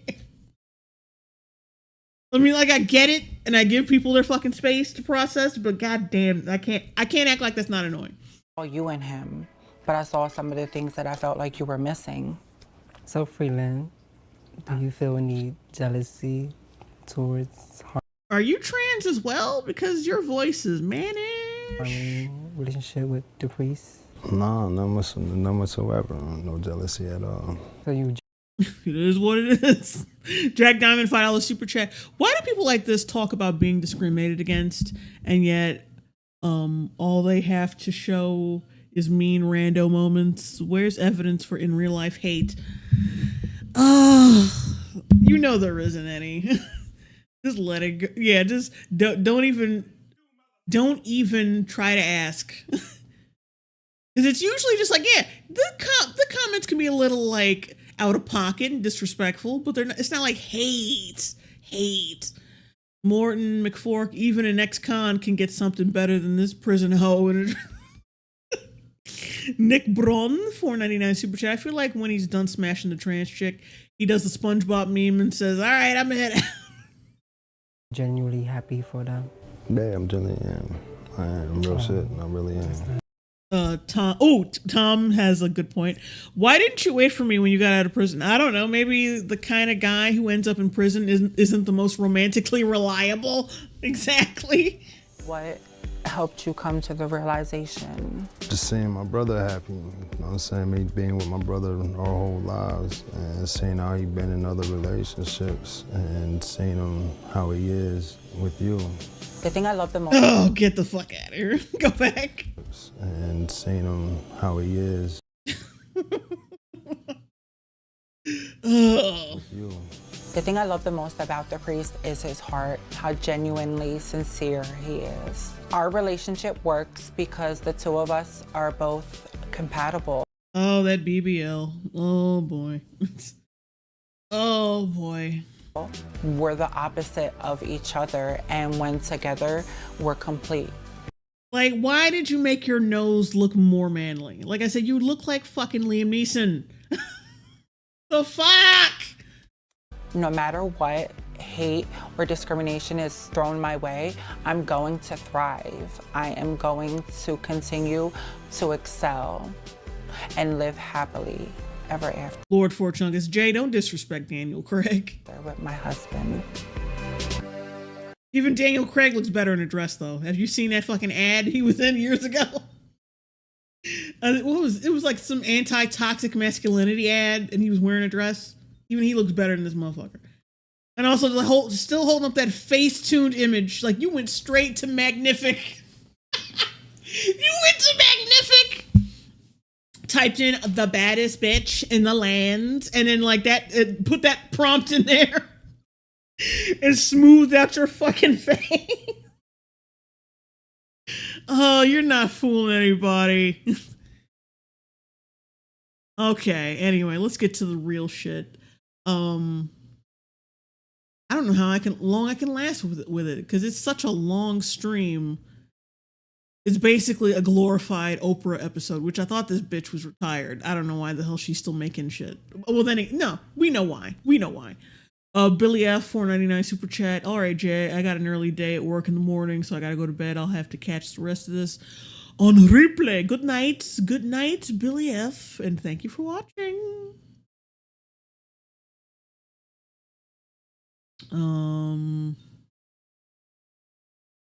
This is gonna be hell right here. This is the it's only an hour and 33 minutes, but still. What inspired all the other groups. So white. Yeah, this is only an hour and 33 minutes, but still, like, ugh. You know what I find interesting though is like every time I try to find something Kamala Harris related that I can make fun of, it's always hidden. I can never fucking find it. This was kind of easy to find, but it's like there's different versions of this video. There's like a vertical video version of this for some reason, because like, yeah, everyone's gonna be clamoring to see this. So much so that they're gonna try to watch it on their phone, and they need that format so they can thoroughly enjoy it. Get the fuck out of here.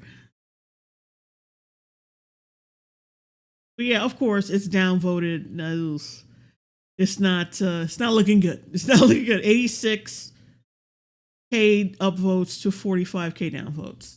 Not good. Not good at all. Also, so who's ready to watch some Delusion? Ball 2024, let's go! Let's go! That is such the weakest let's go I've ever heard. Let's go! Even you didn't believe that, bitch. And also, I love this. This is the song that they always play when there's some politician or there's some famous chick who is not white doing some boss bitch shit, even though it's not boss bitch at all. It's the same fucking song. Either this or there was this other song. Yeah, you know, I forgot the other song, but it's mostly this one.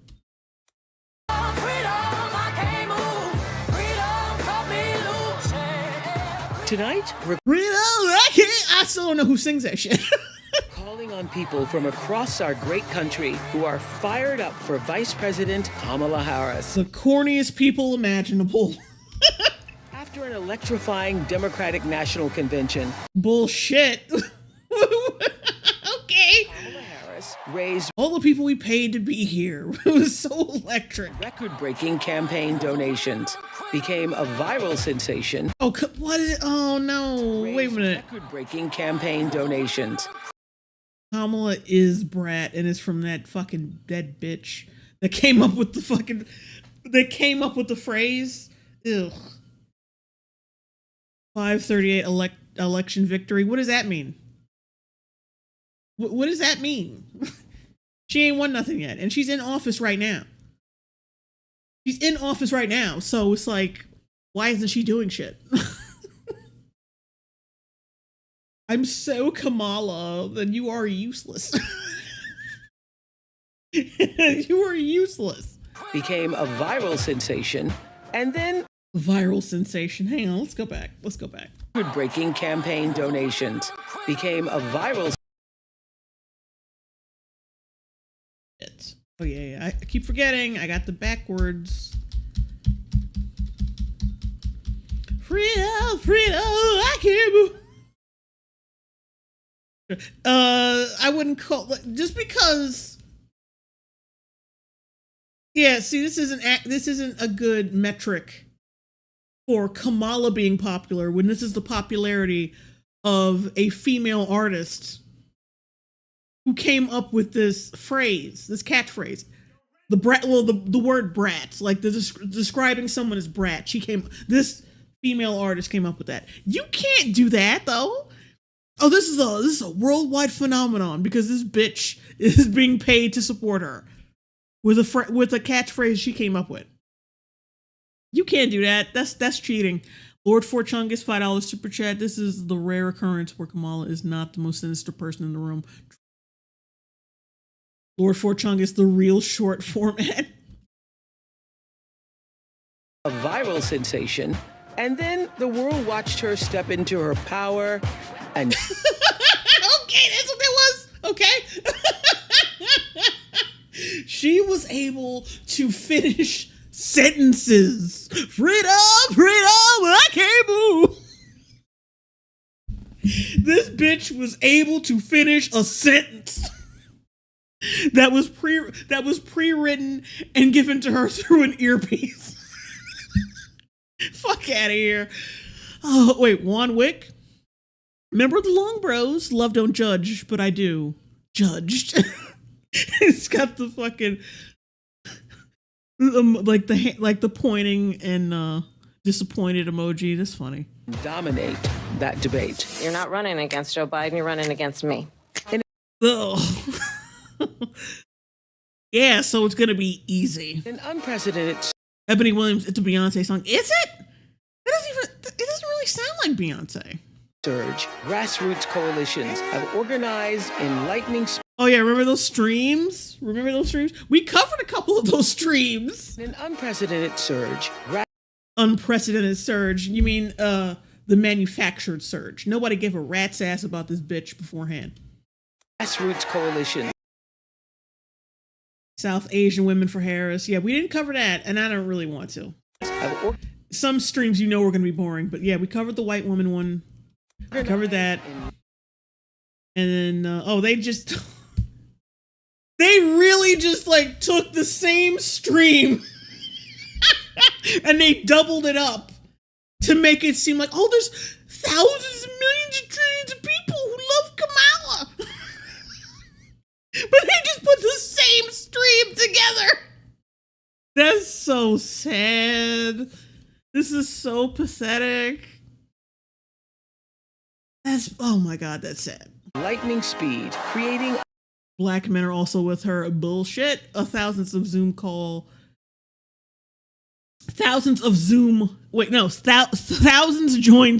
Oh my God. Raise over 1 million for Kamala Harris. Only over 1 million?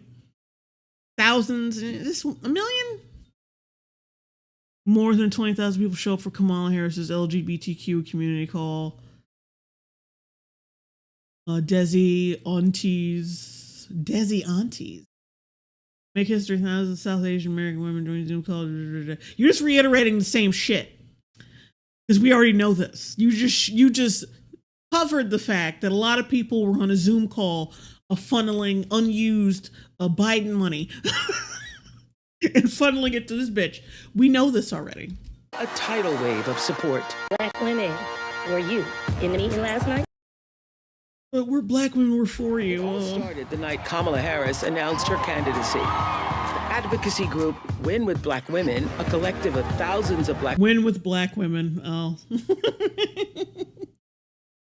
Oh, that'll be hilarious if she doesn't win.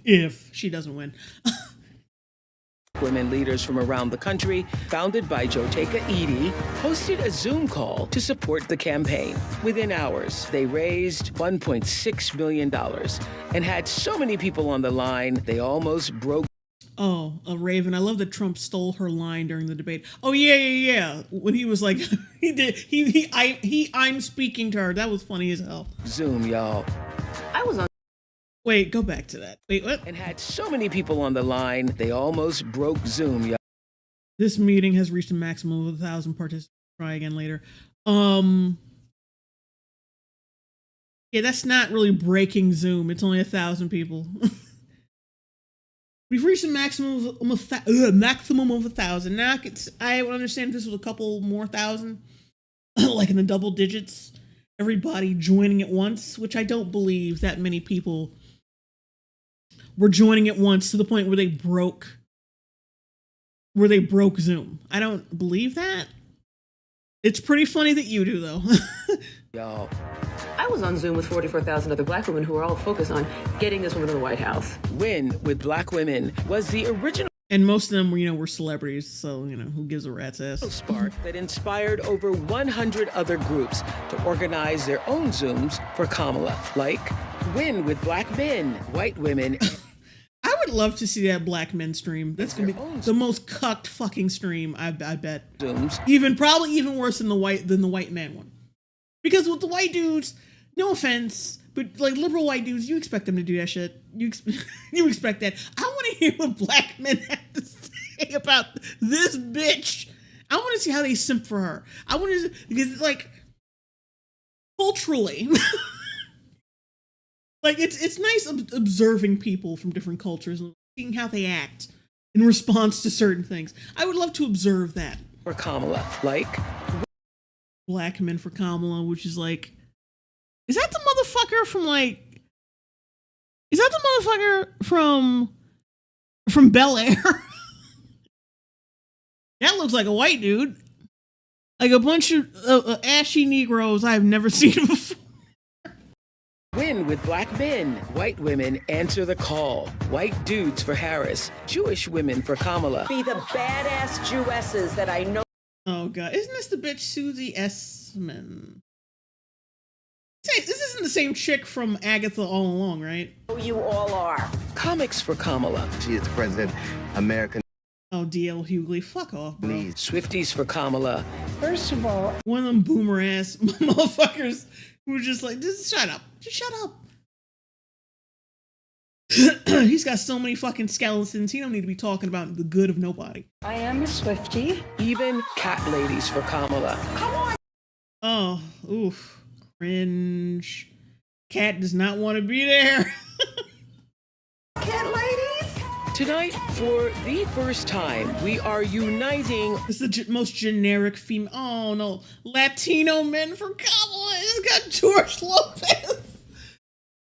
Ooh, you know what? You know what makes this so fucking funny is that George Lopez. I don't know if he was in support of George Bush for real, but there was an episode of his show, the George Lopez show in the early 2000s, where he's basically boosting. Like when everybody was making George W. Bush look like a fucking moron, which he was. It was rightfully done.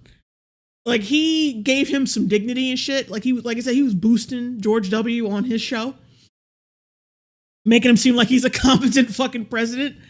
And it was all like these like themes of like patriotism and shit because he's I think he comes from a Latino family, like Latin American family, proud of that shit. At least he used to be. And then there was like his daughter, like at the time, we didn't call it that, but at the time, like she was saying some woke shit and he was like shutting her down and shit. That's when, like totally, like night and fucking day.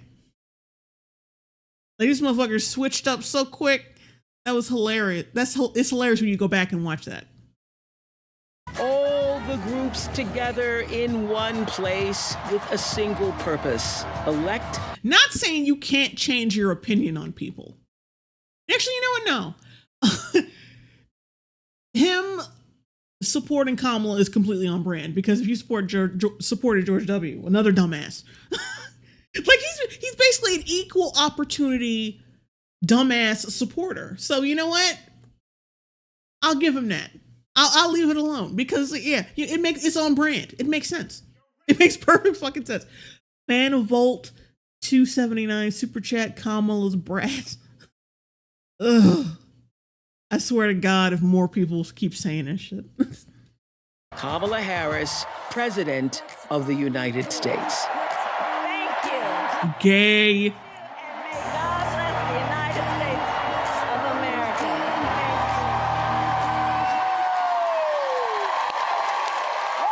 Notice how they don't have any footage of her speaking out of that whole montage. It's all about who supports her. It's not about anything profound or intelligent she has said.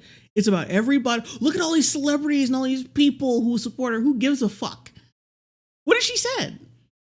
What's her policies? They ain't none. Because if you were to do this about Obama, despite what you despite what you think of Obama, they can come up with some fucking blurbs some sound bites, things, inspiring things that he has said for a montage of him. But for her, it's like nothing. It's like her grinning and shit like a fucking idiot and people supporting her. That's it.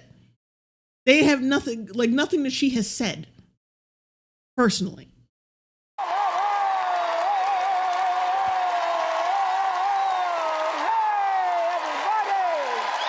I'm dressed like a pumpkin. Good evening.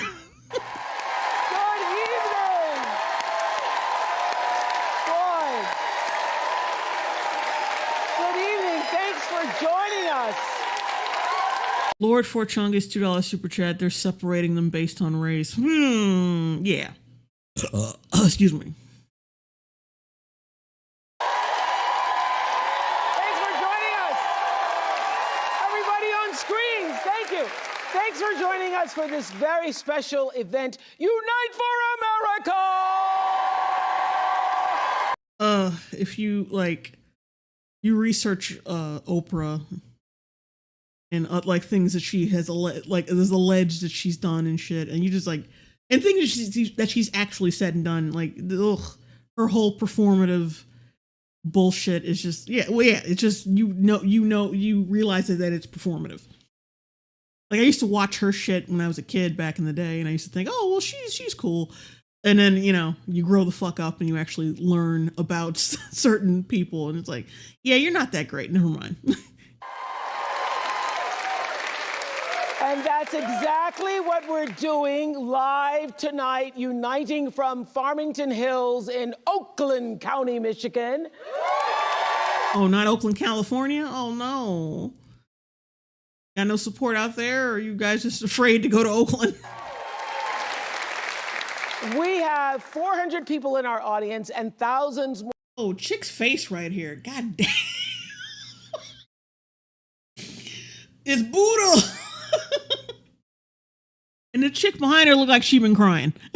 Her mascara was running. Or hello, all of you on screen. Hello, everybody on screen. Thousands more joining us on screen. And I am here because I care. I'm sorry, that's just too much orange. That's just... You need something to even this shit out. This is too much orange. Deeply about the future of our country. And I know that all of you do too.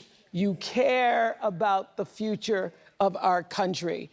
I mean, our perception of the future of this country. Our perception of of what we need to be doing. We're in a comfortable, we're the assholes in a comfortable position, a comfortable enough position to vote for our own personal, dopamine hit, and not for actually what's best for people. We have the luxury of being dumb as hell. And I've said this before.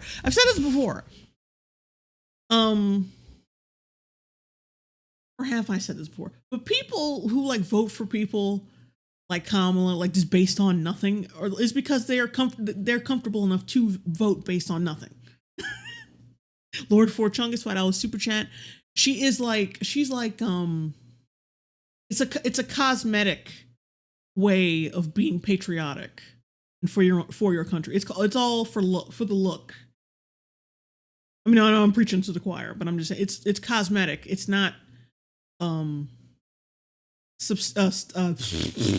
it's not substantive. And Oprah is the chairwoman of traffickers for Kamala. Former chairman Sean Combs unfortunately had to resign. Wow. Yeah, these are people who just sit around all day looking at Donald Trump's tweets and seething and supporting anything Kamala says, even though it's just not, like I said, it's not substantive or relevant or smart at all. Because honestly, they don't they're in a comfortable place where they're not really affected by what the hell actually goes on. And they don't care enough to research what is going on with people other than themselves. They're not about people. They're selfish. They're not about people. They're about themselves. Not saying if you vote for Trump, you're just this bastion of selflessness. I'm just saying These motherfuckers vote based on not like I said, nothing. And we just saw on this tape this grassroots, people-powered movement behind Kamala Harris has unleashed this hat-wearing motherfucker. A unifying force, unlike everybody looks exactly the way you think they would anything in this we've audience. seen in politics in a very long time. And I know lots of people are feeling it because it actually... DJ Smith, $5 super chat. Jay, you should react to the Linda Carter Geeks for Harris. Jensen Ackles was there. Unfortunately, no! I expected the other motherfucker to be there. What's his name? There's Jensen Ackles, and there's the other guy, the corny one, who never like really came up. Whose career never really came up, especially since he was shit talking. What's his name? He was shit talking. He shit talked Philip Seymour. He shit talked Philip Seymour Hoffman after he died or when he died.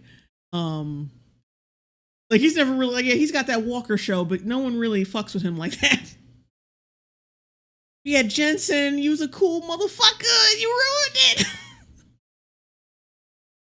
But yeah, I guess he needs to check between seasons of the boys, I guess. Really is hope and joy rising. And there's been a... Can you feel it? You can feel it? No, I can't. We're all about the joy. This is strategic shit because people have like a really negative view about people like this. And plus they're trying, because you notice how like they're not really mentioning Trump like that, even though like back in the day, 2016, to like before Kamala like announced anything, they would have been full on like trashing him. But yeah, you got a lot of people who were like calling for his death and shit, or just denying that the fucking assassination attempt even happened. So now they're trying to pivot and be like, oh, we're all about the joy and the happiness and the joy and the happiness and the joy. Shut the fuck up. Shut up. You can feel it. You can feel it. We can. Cynical person. I feel like I'm chilling with Jay talking smack about Oprah. And feel it. We can feel it. You can feel it. You can feel it. Oh, look at this idiot. I'm wearing my ironic patterned shirt with my fucking gold chain on. Fuck you. Like, I can't help but just tell these people to fuck themselves. Because they're the exact fucking people you expect. There's been so much talk. Been so much talk about that word joy. And I think it's such a good thing because it means that there is a real feeling of optimism and hope, making that comeback. Yeah, go fuck yourself. Like as Michelle Obama said, for this new day that's no longer on the horizon, the new day is actually here. We're in it. We're living. Oh, that's what she said? The most generic fucking thing that anyone could have said? Living it. So let me tell you how this event began. I was on the phone with Jotaika Edie, founder of Win with Black Women. We're going to be talking to her a little later on. And we were talking about all the groups inspired by Win with Black Women who had 47,000 women on one call, 3 hours. Which isn't that impressive when you think about certain people who have podcasts on YouTube or even on Twitch who get way more views than that, get way more people watching them than that. And these are people who are like, and they're not even like campaigning to be president. Just saying.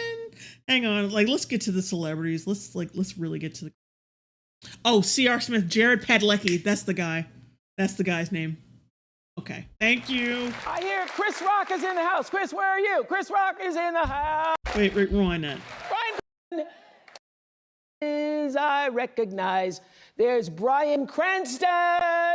Oh God, Bryan, no. You know what? He's been like a really. He's like I've known he was a leftist for a long time now. Like not a long time, but he did this thing with Bill Maher. And he started like cucking himself on behalf of black people, and I was like, "Fuck this! Ew, gross! I hate that shit."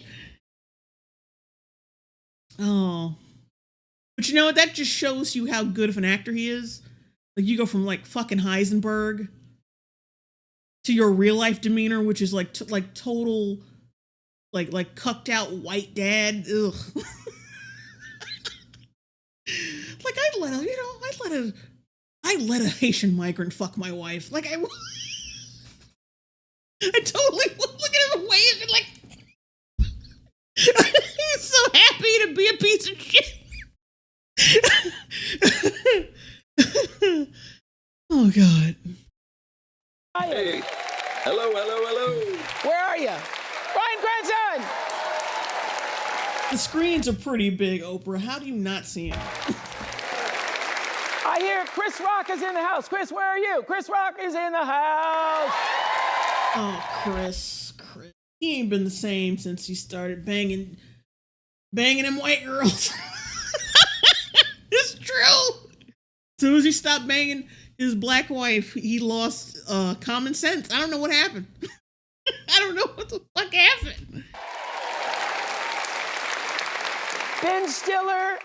Then again, he cheated on her, so he's a complete fucking moron. So Jennifer Lopez, Tracy Ellis Ross. Jennifer Lopez. Oh, she's there. Really? Jennifer Lopez! Where are you, Jennifer? She's hiding under the table from Diddy. Like they cut to her, she's just under the table with her phone like 1990 BJK 799 super chat. Has Oprah had a brain injury? She's talking like someone who has. Like she always talks like this. This is how she is. Yes! Yeah, there she is. Yeah, these are people. Not all of them, but you know some of these motherfuckers have been to a Diddy party. Tracy Ellis Ross, where are you? Tracy Ellis, where are you on this? We just saw her. And keep up, you old bitch.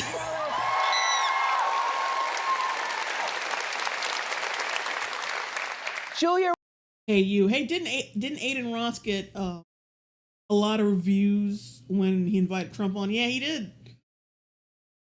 Him and like some other fucking like Roberts. But yeah, they got way more than any of these motherfuckers. These numbers are nothing to brag about. Where are you?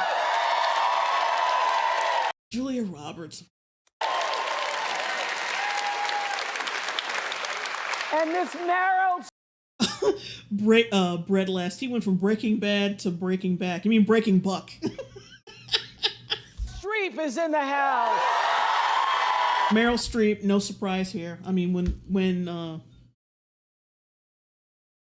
you'll support Polanski, you'll support anybody. And no, Polanski and Weinstein, both of them.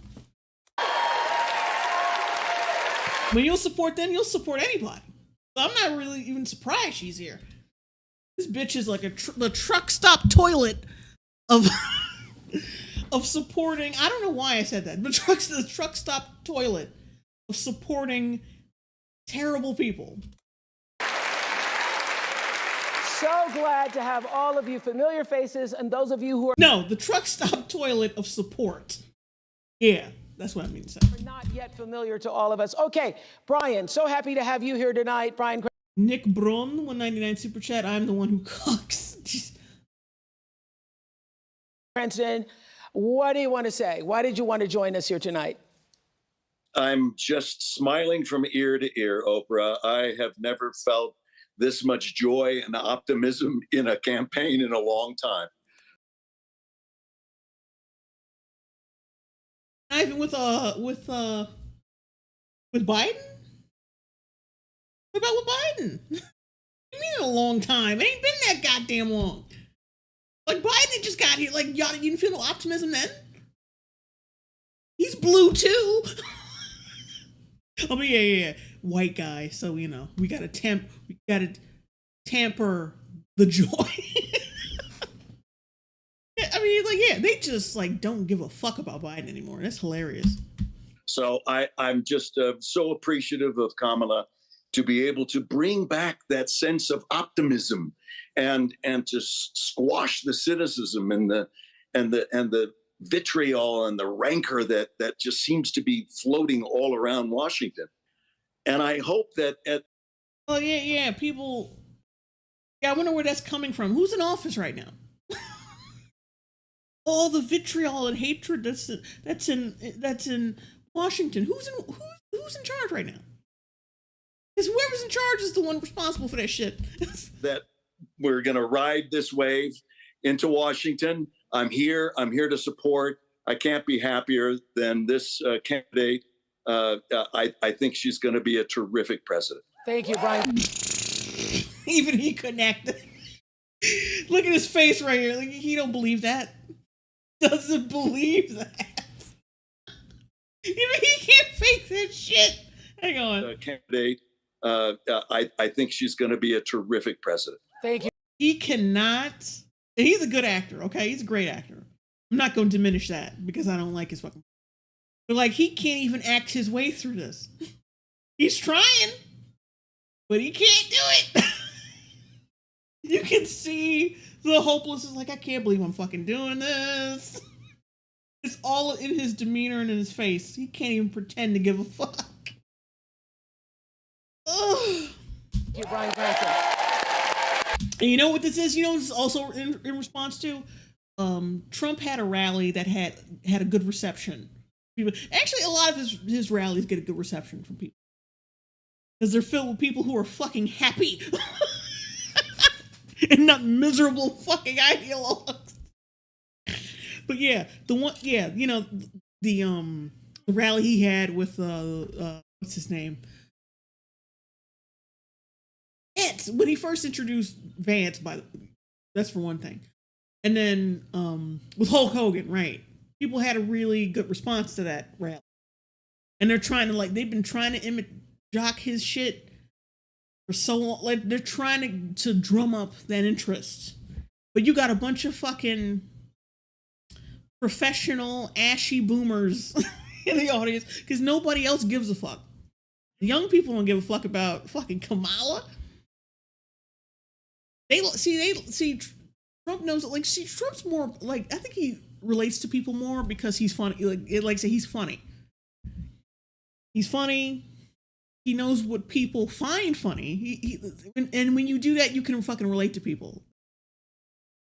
But you got all these fucking celebrities here, and some of them comedians, and they can't even there's no hope in their face. It's awful. Because they're full of shit. Juan Wick, $5 super chat. Walter, put your voters fraud away, Walter.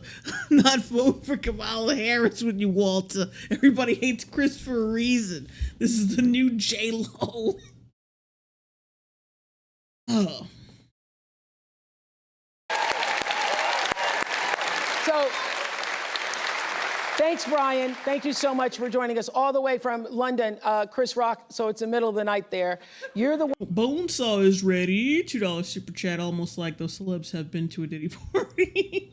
One who told me, remember, Chris and I ran into each other this summer, and Chris, no matter where you meet him, he's funny. He goes, there's going to be weeping in the streets.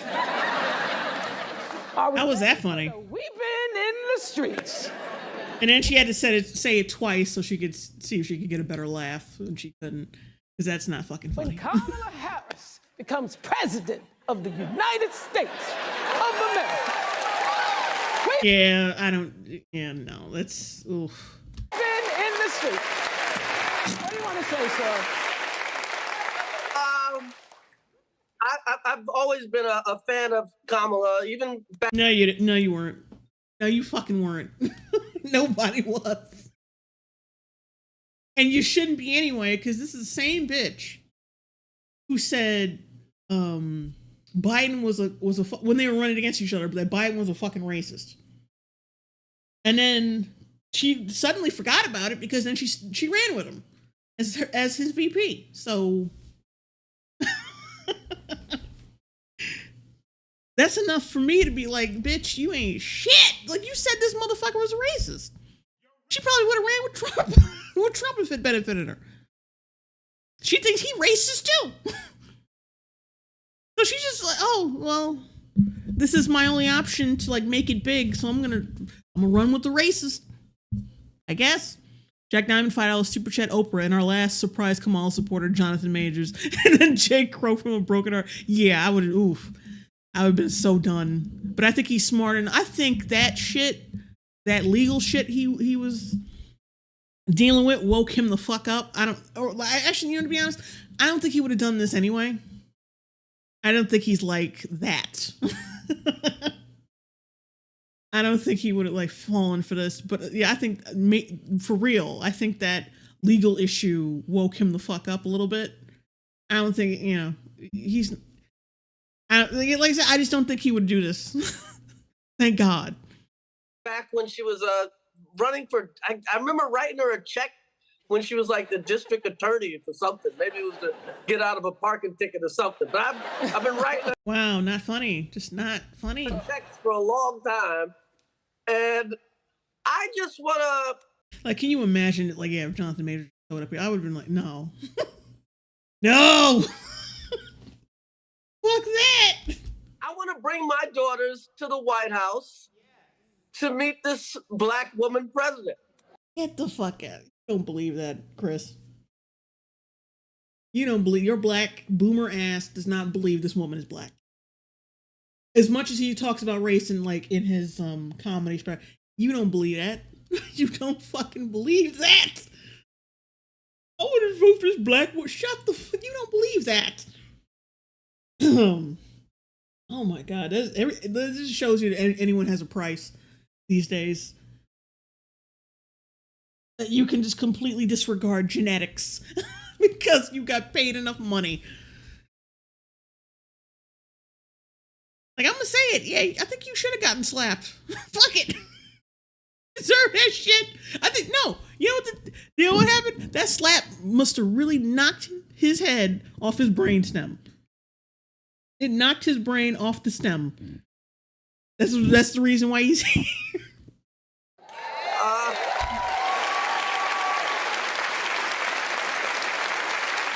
That's a reason. Is it? That's the reason. I think she would. Also, what? You didn't bring your kids to the? Well, how old are his fucking kids? But it don't matter. Like, didn't Bro get it? Bro got a second term.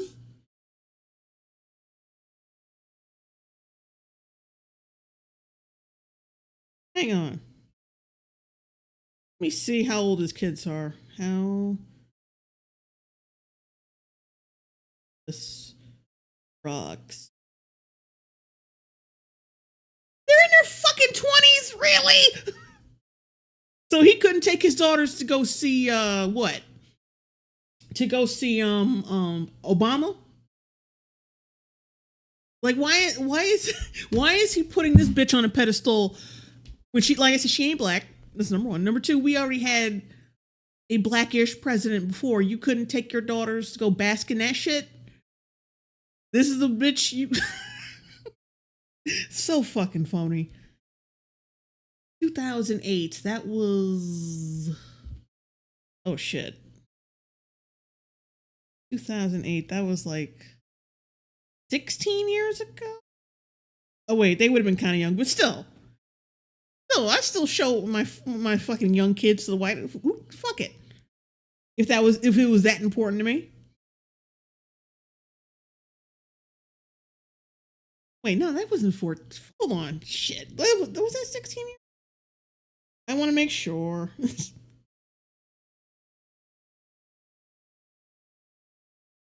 Okay, it was 16 years ago. Okay, never mind. But yeah, you couldn't take your small kids.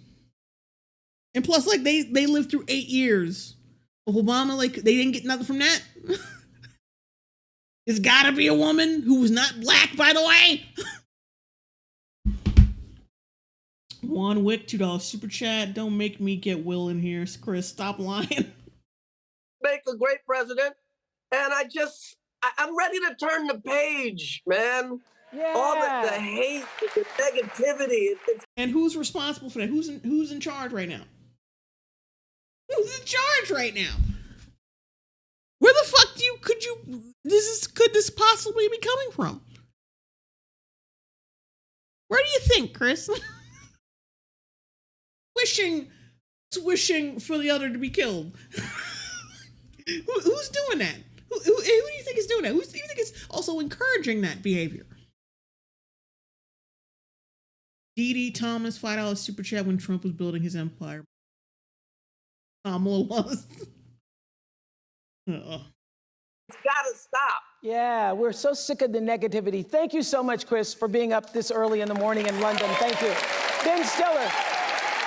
Ben Stiller, I heard you were on the comics. I love how like they can't even conjure up like a real joyful crowd like Trump does. They have to.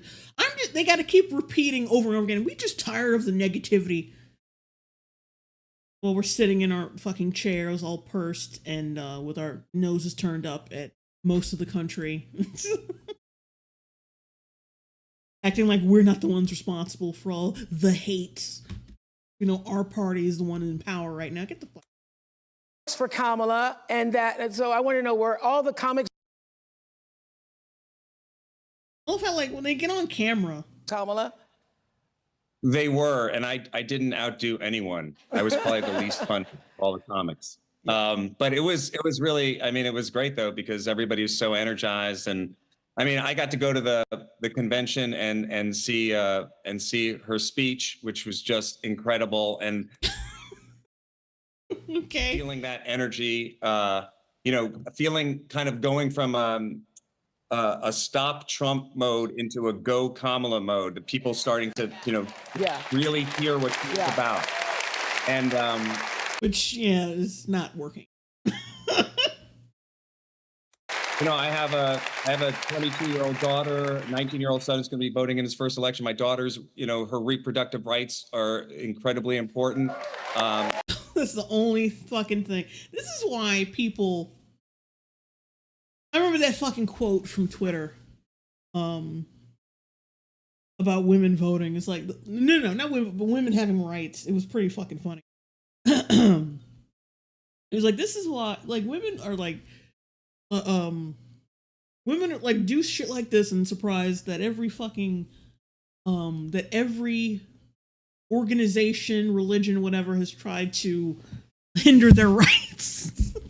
Like, it's like, damn, do you have any issue you give a fuck about other than like ripping a baby to pieces and sucking it out of your fucking pussy with a vacuum cleaner? Is that all you got to think about? No bills? Not bills, not affording food, not being harsher on crime because, you know, we got a crime issue now too. None of that. That just shows you how fucking you a little too comfortable. If that's the only fucking problem you prioritize. Cynical person because representation matters, Jay. That just shows you how comfortable some motherfuckers are. They care about the wrong shit. Like you ask, like, yeah, you ask some person leaning to the left, like, well, ask a woman leaning to the left, like, what do you care about the most right now? You wish that one of these candidates would talk about reproductive right? Like, shut up. It's like saying you care more about climate change than it. Like, why? How is that gonna fucking help you right now? You know, standing up for. Thank you, Ben. Thank you, Ben. And I think standing up for. Yeah. I think what Chris. Yeah. Doesn't give a fuck either. We're ready to turn the page. Yeah, a lot of these like female actresses, you can tell that they're really good at pretending like they give a fuck about this. But the dudes, maybe Chris Rock is better at it because he can put on that big ass smile and say, "Yeah, Oprah." He can do that shit. But everybody else, like, yeah, no, I can see the resentment, and I can see y'all counting the money in your fucking head. Like, come on, bro. Thank you, Ben Stiller. So. We are all together, united for one cause, and that is to get out the vote for Kamala Harris. Jotaika Edie is here, and you describe Win with Black Women as a collective love letter to ourselves. I know you all been doing this a long time. I was on a lot of calls with y'all in 2020, but we ain't never seen nothing like this before, right? Blackening it up because I'm talking to black people now. Yeah. What is happening?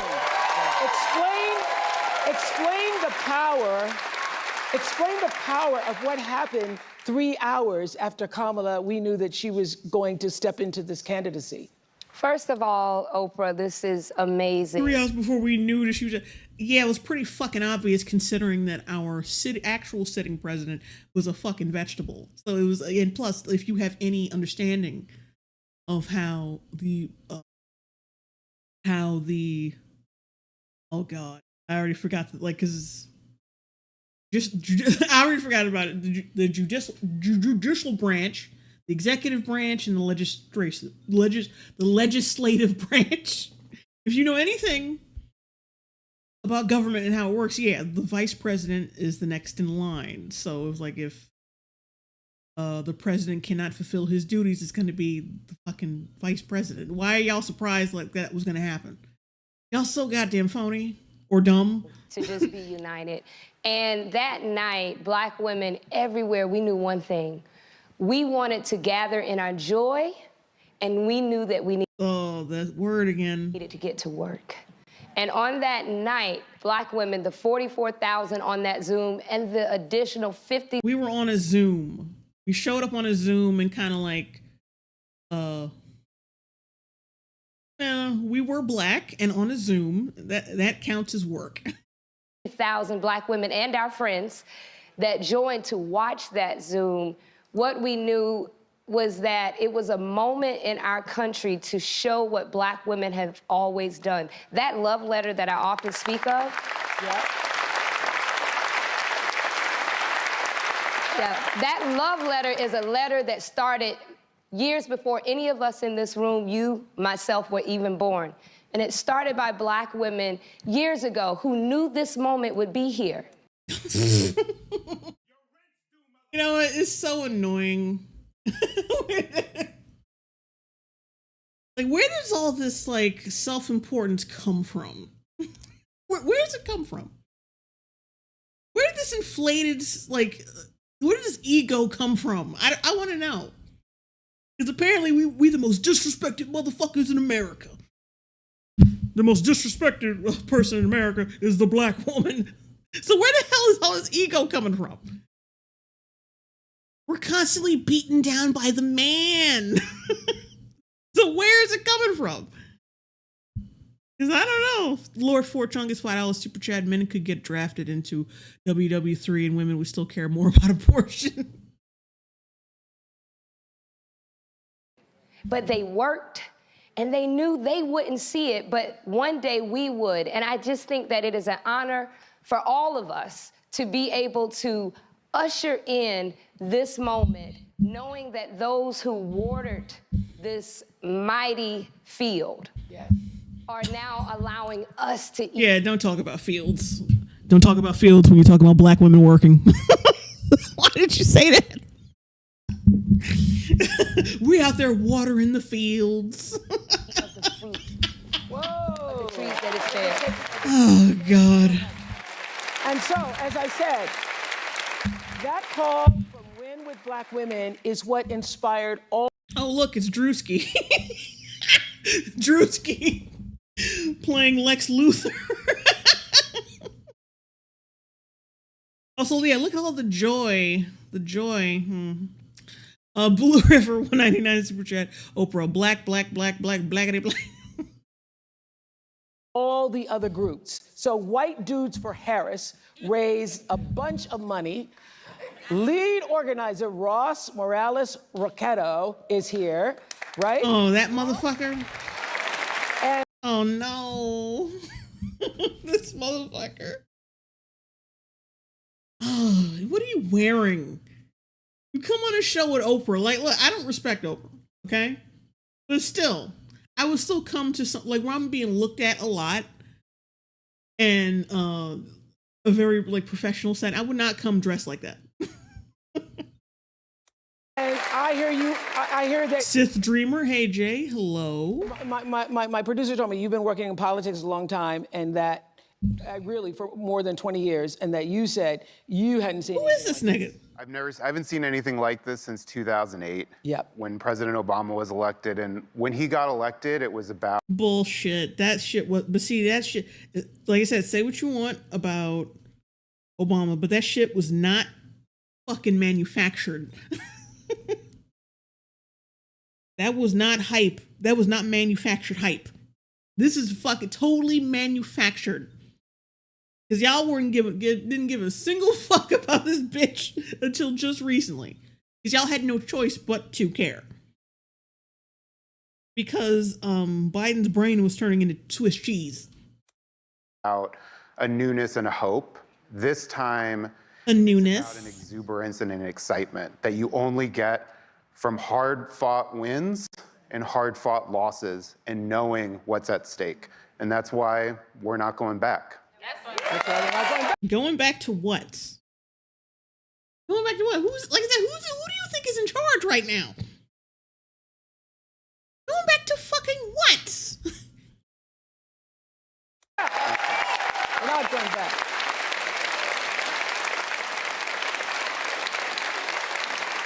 Thank you, Mr. White Dude. Thank you so much. Khalil Thompson. Man, I wouldn't even come out the house if I was going to be disrespected. Like, like, can't even get, like, damn. I'm campaigning for your stupid bitch that you want me to campaign for. Can't get a little bit of respect, a little dap. Is the founder of Win with Black Men. Khalil, what do you want black men to know about this election? Well, thank you, Oprah and Ms. Winfrey, for allowing us to be here and share in this amazing... Black men. No offense. That motherfucker's eyes are green as shit. I love how every time we're doing black men, they always put someone, or black men, or even black women. No. It's mostly black men. It's always some motherfucker who is biracial and not black. It's always some, I'm a biracial teddy, but well, not always. He's not always fat, but like, look, come on. Come on. We gotta have the non-threatening black man here, not one who, is attractive and like, because there's plenty of those. Plenty of tall, handsome, attractive black men who probably, well, no, fuck it, no. No, there isn't. No, there isn't. Just like there aren't any attractive, tall, handsome white guys who are going to be voting for Kamala. There aren't any tall, handsome black guys who are voting for him. It's just the way it is. Amazing moment tonight. Brothers, men who are watching. Morton McFork, they laundered money, not raising. Yeah, I know. This and enjoying. I was making those jokes when we were covering this. In this moment, you have a choice. I choose experience and fortitude over something else. They're trying so hard not to try. Like, bro. Y'all act like he hasn't already been president. Like he didn't already run. Like we didn't see how y'all were acting when he ran, when he became president. When y'all acting like we don't remember that. Y'all act like we don't remember the last 8 fucking years. You can't just cover it up now. And be like, oh, we want to get into the optimism. Shut up. Just shut up. Stop it. Taylor Evans, $4.99 super chat, just giving my sub payment.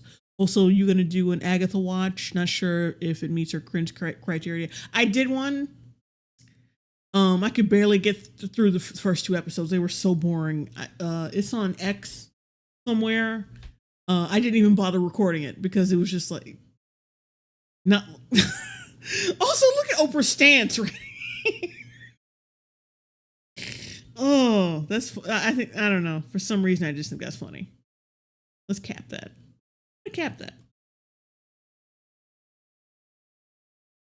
I want optimism and experience over something else. The fact that y'all can't even say his name or say anything relating to him, like he's fucking Voldemort, is all anyone needs to know. Because for fucking 8 fucking years, y'all couldn't keep his name out your mouth, even when he wasn't in office. Now y'all afraid. Now y'all scared. I'm not gonna sum up that guy. The man, he who shall not be named. I come from a litany of amazing black women, Kathy, Jahan, Megan Janelle, and I have an amazing 7-year-old CEO who runs my life. Hopefully she at home finished her homework. But we have a chance to do a performance review and give a promotion to the best qualified candidate to be president of the United States. Okay, so let me just ask you this. With your fucking green-eyed ass.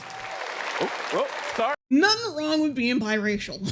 I just want to reiterate that. I'm saying, like, they always pick the most non-threatening fucking people. Always. Sorry. On the way here, when I was coming through the airport, black man stopped me and he said, I guess he knew I was coming here for something like this. And he goes, well, I'm just tell you, I'm voting for Trump. And I'm voting for I totally believe that. I totally believe you let a filthy Negro, a filthy, unwashed Negro walk up to you and say that he was voting for Trump. I totally believe you didn't have security with you. Who immediately pushes people away, like, constantly to make sure no one gets into your perfect orbit. Get the fuck out of here. This made up bullshit. And all of how bro sat down before she could finish, almost like, hey, look, go, the script. We still got the scripts. Remember, you still got to keep standing. I still have this fake ass story to tell. Oh, cynical person. Jay is on a roll tonight. Trump because he gave me that check. And so and I love it. Oh yeah, he's just some insolent nigga who got a check and now he's voting for him because every black person who's voting for his ass is just some dumb nigga who got a check. You see how she framed this shit? She I remember when this is a long time ago. There's so much like celebrity shit I remember. It's so sad. But I remember when Rachel Ray, who you have not seen in a while, and I'm pretty sure I'm about to say why. She was calling out Oprah for some shit. Because Oprah has like this picture that she made like that of her with with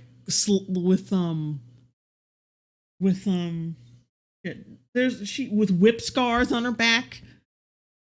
Like there's like a picture up of her with whip scars on her back, the makeup that she put on, that she had someone put on, that hung up in her studio or some shit. And then Rachel Ray apparently said some shit behind the scenes or whatever, and says, Oprah really doesn't like being black, does she? It seems like she's ashamed of being black. Like off that picture. And I'm like, damn, Rachel Ray, that's some real shit. Back then, I was too young and naive to be like, to really think about that. But damn, I'm like, Rachel Ray, like, as I got older, like, Rachel Ray, you were on some real shit. You were on some real shit. What happened to that bitch? What happened to her? Because that was a good observation. She shouldn't have said it out loud. Because, like I said, we haven't seen her. We have not seen this bitch since then. But that was a good, if she said that, because I think it was like a rumor or something. But like I said, you notice we have not seen her since then. But I was like, Rachel Ray, that is a good observation. Khaled, your NOCs are always a battle of I can't stand this content and I want to watch Jay. I know, like I cover a lot of bullshit. Mike Abraham, $5 super chat. This brother is in his soft guy era. Did I use it right? I'm not sure how that meme goes exactly. But yeah, it's the kind of shit, like the soft guy era shit is all centered around dudes wanting to be pampered and taken care of by their woman. So, but see, damn well, like these dudes do not date women who want to take care of men. So no, it doesn't apply to him at all. He's probably getting his ass whooped by his wife. I've heard that from several people that I got the check.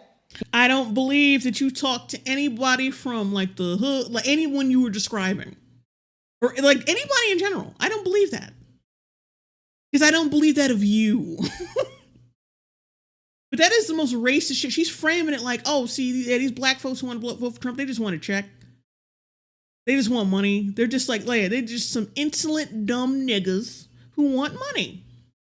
Knowing damn well, like, all like the like black Trump supporters I've seen are mostly like have like businesses and shit. Intelligent people. They're not all the guys she's describing. Like I have heard that. But see, that was during I heard that shit during when it was going on. When I think when COVID was happening. But she want to frame it like it's all of them. She knows what she's doing. Lord Forchungus, $5 super chat. Oprah, and you saw the look on dude's face when he's like, yeah, those niggers. They're always wanting their checks. Oprah has a $75 million private jet. She's not going through the airport. The story is completely fabricated. Yeah, 100%. Cynical person, little nappy boy. He's like, she totally looks down on black people. As much as she likes to profit off that shit, and as much as she likes to flaunt it around when it's convenient. Like her going in and out of black sense depending on who the fuck she's talking to. And like, oh yeah, these little jungle bunnies, they just want a check from Trump. She ain't shit. Like, she's just awful. And then of course, like the Rachel Ray story, the picture of her, of Oprah with the slave lashes up in her, which is like, what the fuck is that? But anyway. He gave us the check, and so therefore, forget about everything else. It's about the checks. See what I'm saying? Like, no. Well, what he doesn't know is that Congress actually paid for the check and the American people paid for it. How is that an own? Like, how is that a fucking own? How is that a clap-worthy moment? Yeah, nigger, we paid. we own you. We paid you. The American people, yeah, that's naturally where that would come from. The taxpayer. Like, that's not, yeah, that's common fucking sense. And whatever money we give out in triplicate, whatever money we give out to people, you know, like, let's say migrants, for instance, is going to come out of the taxpayer's wallet. So, like, say if you were to give like a couple 100,000 migrants, like a couple $1,000 of taxpayer fucking money, that same dumb nigga that you making, these same dumb niggas you're talking down on are gonna feel that in their communities, and they're not gonna appreciate that. Because now y'all got y'all new voter base. And you're giving them all the money. And now see the way you talking down to these these jungle bunnies that you gave money to. Eventually, like, those migrants are going to learn English and knowing that you're just basically disrespecting them. that they're going to expect this level of disrespect soon. But you know, whatever. So I'm saying, ooh, this angered me. Ooh. Now I'm gonna be real. Like, I have never in my fucking life have ever heard anything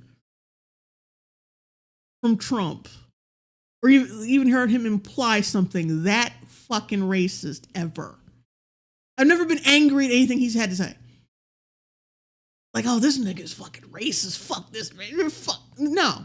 But I've had many bouts of like anger hearing people like this motherfucker, this sugar bear looking motherfucker, and Oprah's punk ass. I've had plenty of opportunities to get angry, like real black woman angry at these motherfuckers. Plenty. I'm just saying. 45 just signed it, so. Yeah. Okay. Look, You just signed it. Like, yeah, that's what they do. That's what presidents usually do. They sign a bill, and taxpayers got to pay out the ass to pay for other people. But you're not going to mention how they're doing that now with these migrants. But you ain't going to mention that. How we are way more in debt than we've ever been now from doing that. But whatever. What do you want to say to that kind? Because then you'd have to like ask Biden and Harris for accountability for how broke people are now. When Trump does it, it's like, oh, well, he's not really when he's giving people money for when they need it at the time. He just signed some shit. But when motherfuckers now are doing it to people that they are deliberately bringing into the country and giving them thousands of dollars that, well, they're not supposed to have because they're not supposed to fucking be here, you're not going to acknowledge that at all. Yeah, now I'm fucking pissed off. Frosted Glass, $2 super chat. She wants to call black Trump voters coons so bad. Yeah. Of thinking, because a lot of people feel that way.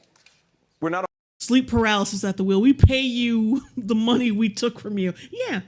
a monolith. You can have your viewpoint and views for where you believe, but Bonesaw is ready. Maybe by we paid for, he means white people. I think choosing, if I have the choice to go into someone to make the best decision for my family, I don't want someone who has 34 convictions. Yeah, see, I'm the good black person who votes correctly. I'm not like a stupid nigga. I have green eyes. Better than you. I have green eyes, and I wear a shirt that says, win with black men. And I let my wife beat me, and my wife is probably white. So I'm better than you by default. Ooh. Is Chris Rock listening to this by any chance? Any of the black people on this fucking panel opening their fucking ears? But you know what? That's a stupid question. Because they all cut from the same fucking cloth. Fuck them. I don't want someone who is going to choose hate over choosing the best possible way. Oh, yeah, and the convictions thing. Like, yeah. Oh, this didn't age well either, because now so you got a whole bunch of politicians in New York being investigated. Whoops.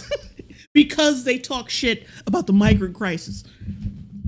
They thought they were so safe with their blue people. And now they're being investigated because they stepped out of line just a little bit. Uh-huh. Mm-hmm. Mm-hmm. So this didn't age well. Because I'm pretty sure that those convictions are probably going to be overturned now. Mm-hmm. Because they probably going to find some shit, and the shit probably might be overturned. You dumb motherfuckers. So I see Vice President Harris as being the best person to do that.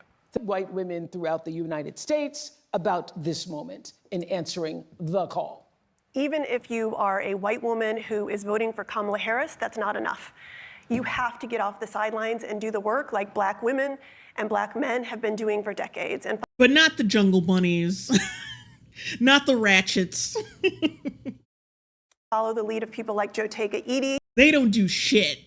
They're just sponges.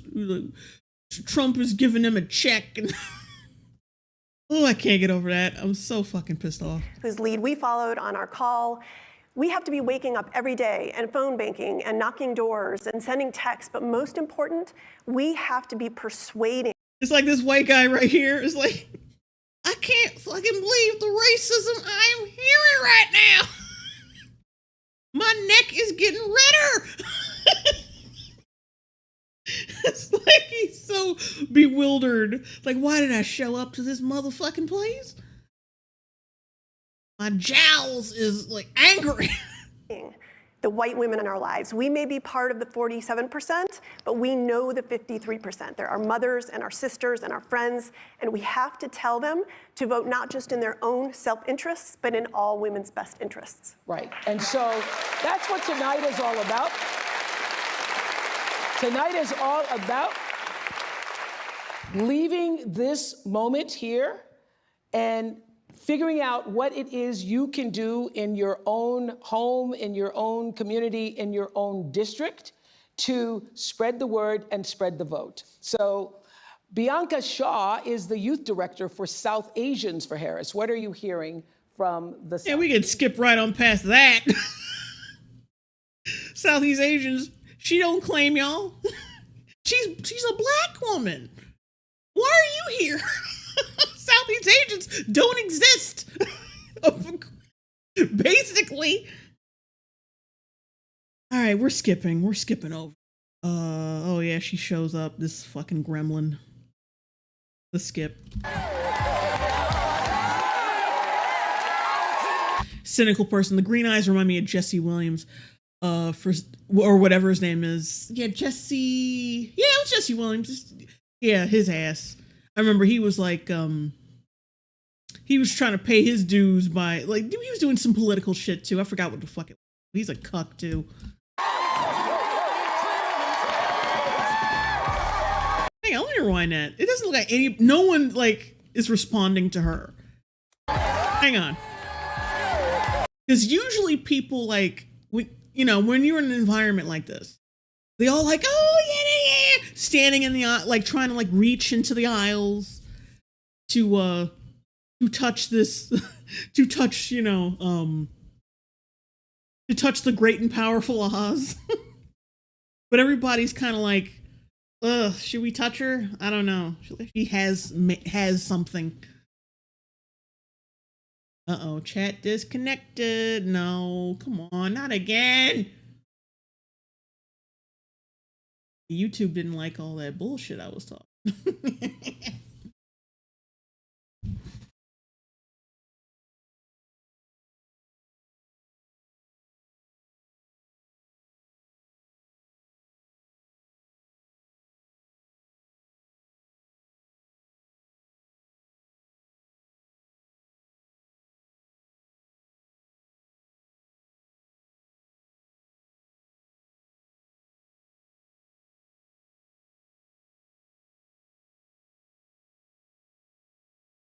We go looking pitiful just because I let you go. Oh, I fucked up. There we go.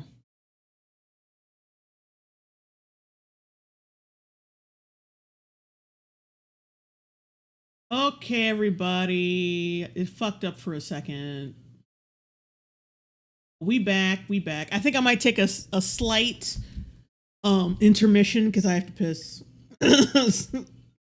I have to pee.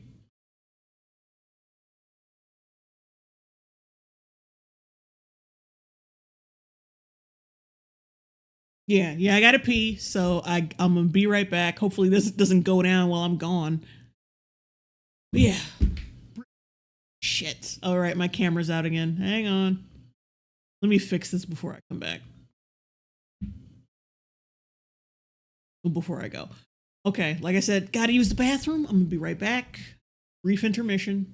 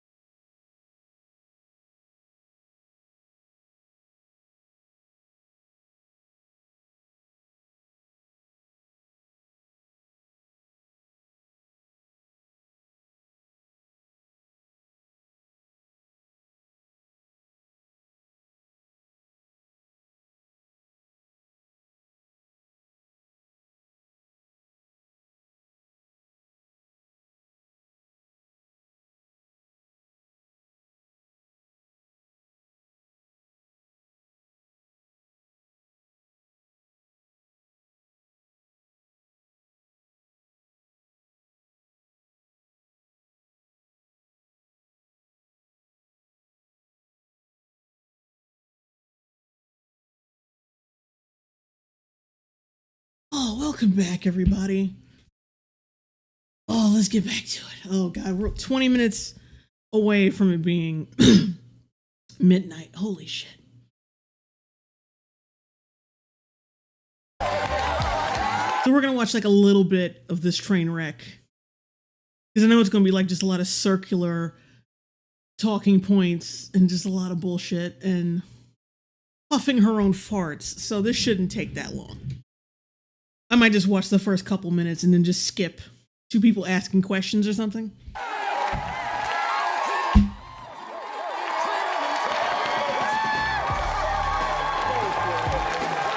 Oh, this song again. Freedom, freedom, I can't lose.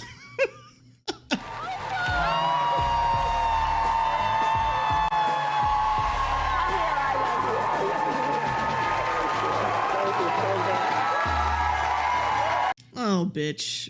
Are you literally crying right now?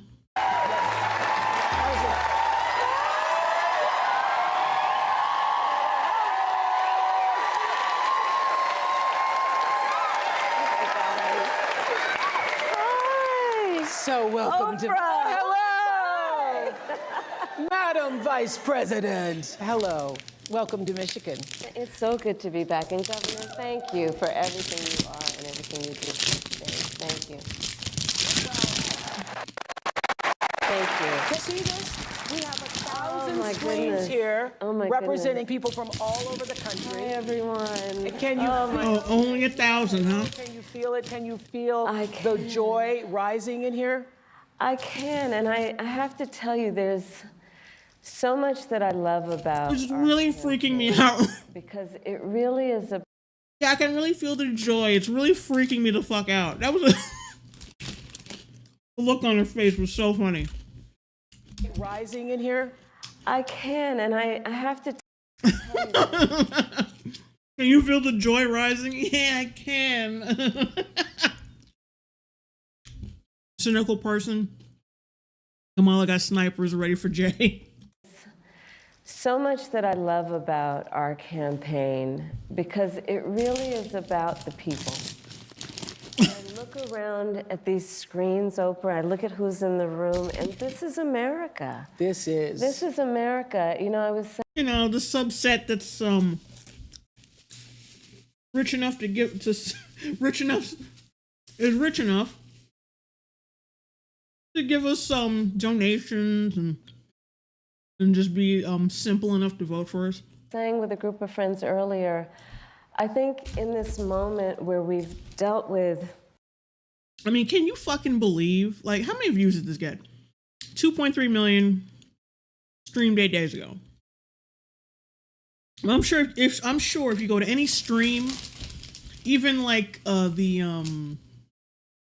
this one of the space sessions on X or on Twitter, whatever you want to call it, the views will be skyrocketed way above this. Or you look at, like, you find any of the YouTubers or Twitch streamers who have platformed Trump within the past few months, the numbers would be way over this.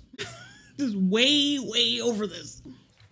So much that I think is quite exhausting around powerful forces that would try and divide us and try us to have us. Powerful forces.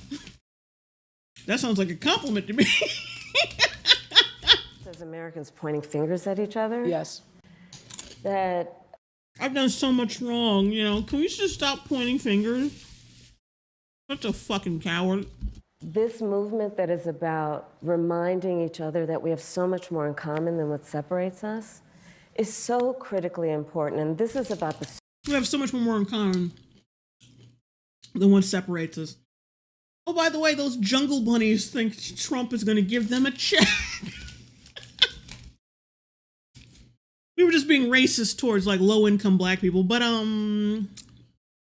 you know, what separates us and all, unburdened by what has been whatever.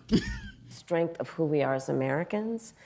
And this movement that we're in about, as I like to say, seeing in the face of a stranger a neighbor. Sheer beauty. I'm near Oakland, California, and there are some of us that will be voting Trump, even though we don't count. Yes, yes, yes, Right? yes, yes. An extension of love thy neighbor, that you literally in the face of a stranger see a neighbor. Yes. Oh, and God. approach each other with that level. Notice how no one's really clapped at what she said. Usually, people clap like seals at this bullshit. If you look at the audience, no one's really like right here. No one's clapping. They kind of just clap when the applause sign goes off. Of dignity and grace and kindness. Well, that's exactly what happened. Red Rose Spark. I'm surprised Beyonce wasn't there. With her association to certain rappers nowadays, she probably wouldn't be there. Yeah, she probably wouldn't be there. Happened with the win with black women. I know you've known Joe Taker for many years. Thank you, my That's dear. exactly what happened. She started it. Is that they had this big call. They had the big call. They had the big call and then said, let's open the Lord Fortungus, $2 super chat, peanut butter and jelly time.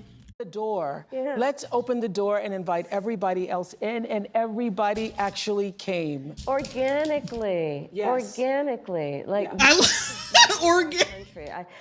This bitch, I want to reiterate, organically.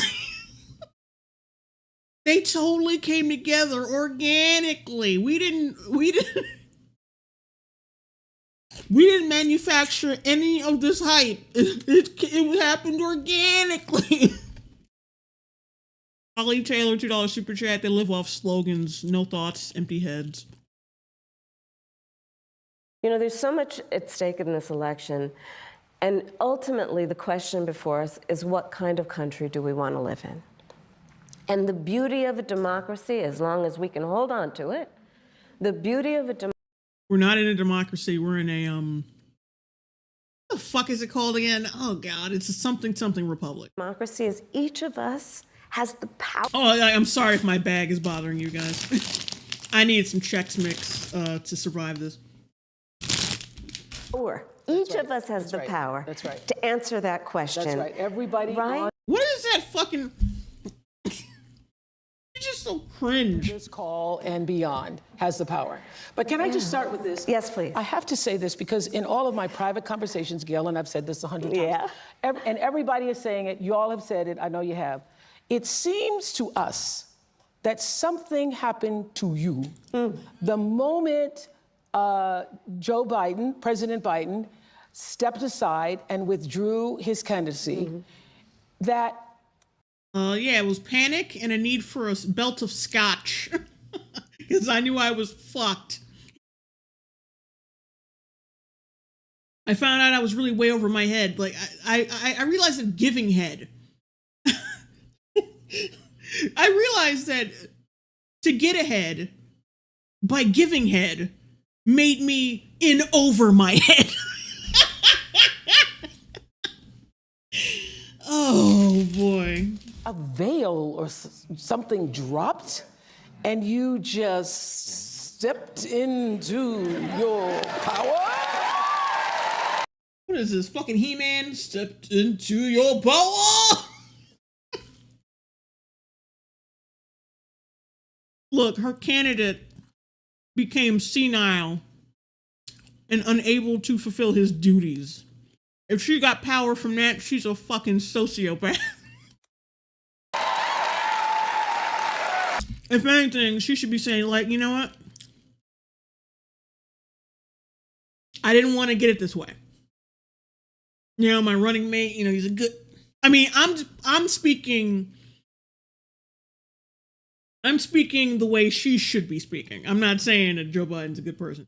But yeah, I didn't want to get it this way. I didn't want to get the honor this way. Like, my running mate fell ill. He's a good man, but he had to step aside. Like, I hate to get it this way, but, you know, we have to do what we have to do for this country, and someone got to take the lead, baby. That's what she should have said. But then they have to acknowledge that everybody was right about Joe Biden being a fucking vegetable. And she can't pontificate and stunt if she acknowledges, yeah, you just got this because you had to. You were forced to because your fucking running mate was impaired. That looks like, you know. Lame. I mean, literally, looking at you at a speech like the week before, which was a great speech, very nice. And then the next week, I saw you. Lord for Chungus, but J-Lo was there. I mean, J-Lo's also not smart.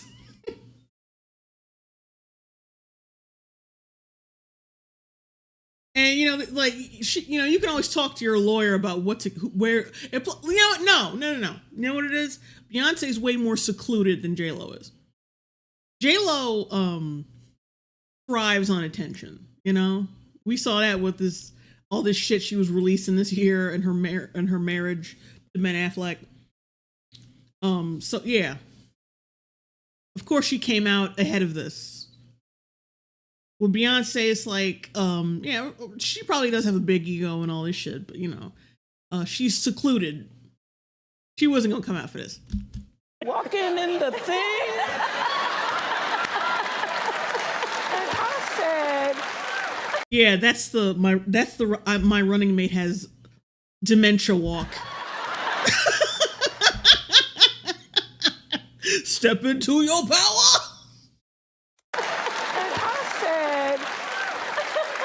What happened to you? We each have those moments in our lives where it's time to step up. Time to step up. Time to step up, Well, the moment you heard, I really have been saying to people, it felt like a veil dropped and you sort of stepped through that veil. Did you feel like that?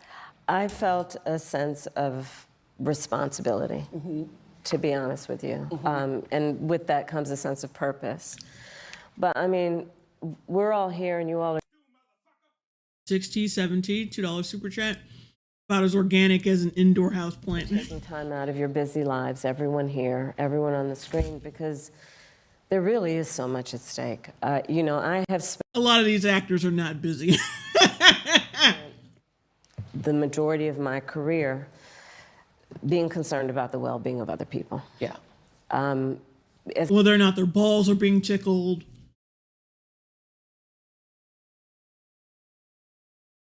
Whether or not the bell curve on the cock is being, handled correctly. I care so much about people.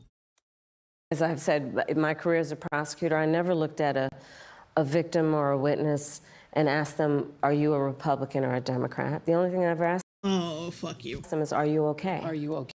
Or if they are a black weed distributor. Or not. Okay, I know when I heard that. Touch me. And traveling this country and knowing what is at stake in terms of fundamental freedoms, what's at stake in terms of fighting against hate and those efforts to divide us. Snuggle struggle, $10 super chat. Oprah had private firefighters at her mansion prior to the Maui wildfires. Leadership turned off. The water, kids are still missing, and Oprah hijacked crowdfunding to limit resources for the victims. Yeah, so Oprah's a piece of shit.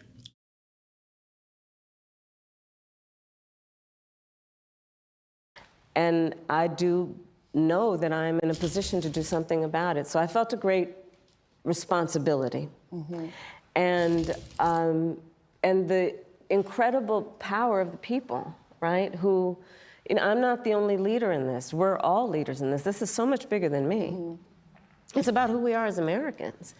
And Or a Master DX, she got the hand-me-down from the massa. it's about making clear what we stand for. And what we stand for is about the ideals upon which we were founded, including the importance of freedom and the importance of independence and the importance of dignity and purpose. But it is also about what we stand for in terms of our values. I think of it this way. I think a lot boils down to values. I just said values are on the line here. It does. Think about it, Oprah. The idea that some would suggest, and that my opponent suggests, which is that the measure of the strength of a leader is based on who you beat down. Come on. The real measure of the strength of a leader is on who you lift up. And it's important for us. So for you, it would be nobody. Absolutely. And Articulate that. You know, ever since the debate, we feel for our fellow citizens in Springfield. Do you not think about the fellow citizens in Springfield, Ohio, the Haitian families, the non-Haitian families, the Haitian families and the non-Haitian families.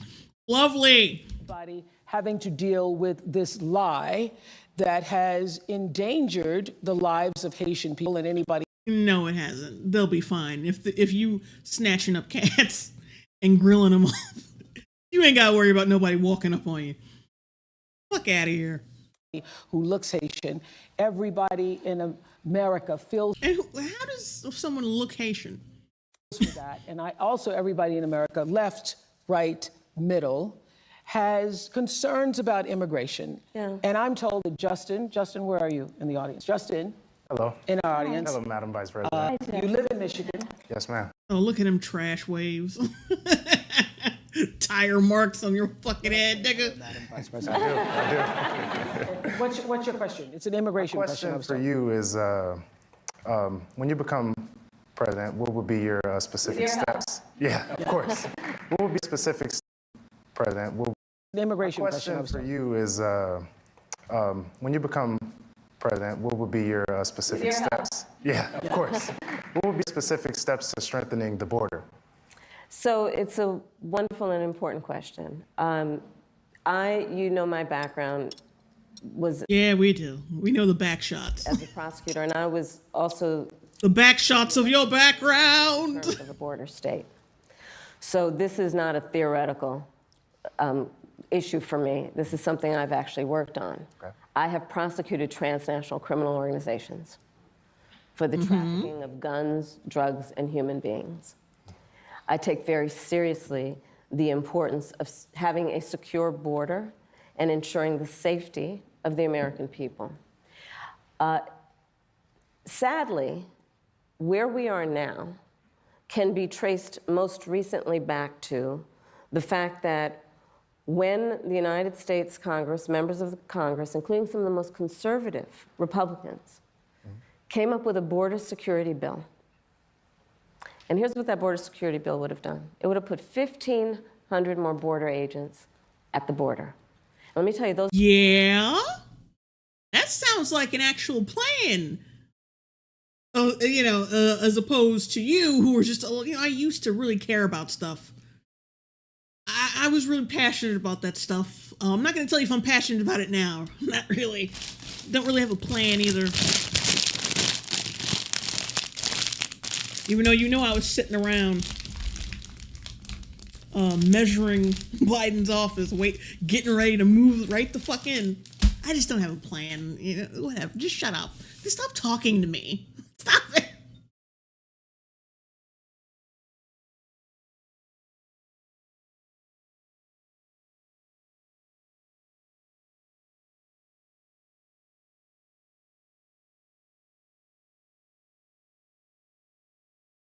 No, you're not. You're looking at privileged assholes, some of which who were paid to be there.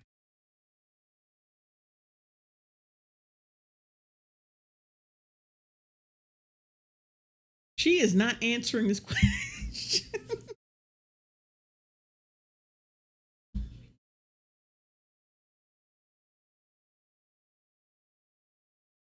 He is like bored. This is the moment he realized she ain't answering my fucking question. Oh, wow.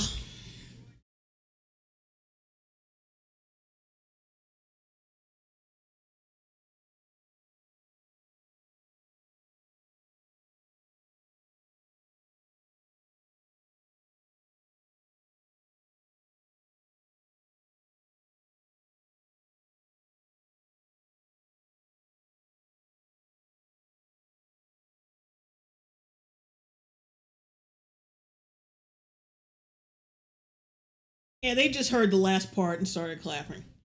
They heard nothing else of what she said. Like, no surprise. She was fucking rambling.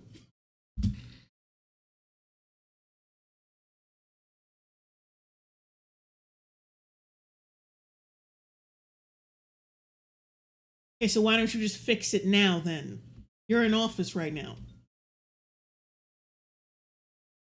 Like, you talk all this shit. You did so much stuff wrong, but we're not going to fix it, though. You did so much shit wrong. I know y'all are worried about it, but I'm not going to do a fucking thing. So just shut up. Someone's got to vote for me. And these flea-bitten savages at the border are going to do it. He is so like, yeah. He knew he knows his question is not going to get answered.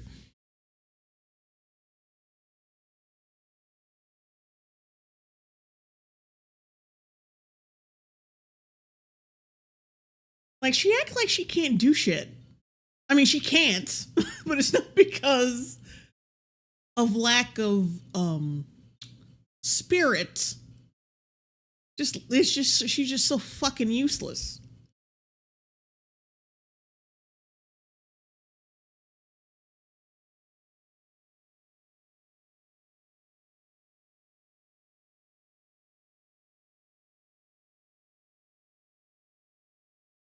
But you haven't, though. Like, this didn't age well because I just saw a fucking video of like thousands more migrants running past that fucking wall. You didn't do shit. You're not gonna do shit. Let's be real.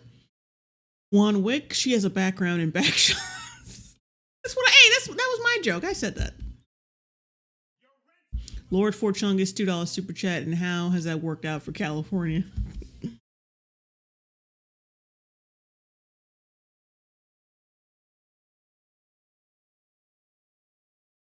I love how Oprah had to fucking, even she's like, okay, so are you gonna do anything about anything, bitch? Because these people are getting close to where I sleep. That's the only reason why Oprah gives a shit. And plus, of course, she's trying to help her out because they're trying to get this bitch elected. And she knows she's a dud. She's a fucking dud. and like I said, and Oprah knows it. I love how she had to buff her. Oh my God. Like, so are you going to do anything? Damn.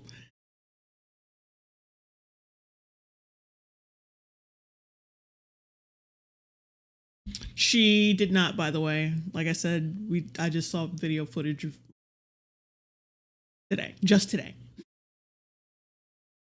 You're not allowed to talk about certain shit, otherwise they fuck with your stream. Because these problems don't really make any sense. Just updated my computer. I think OBS is all updated and shit. So this doesn't make any sense. This is the type of shit that makes me paranoid.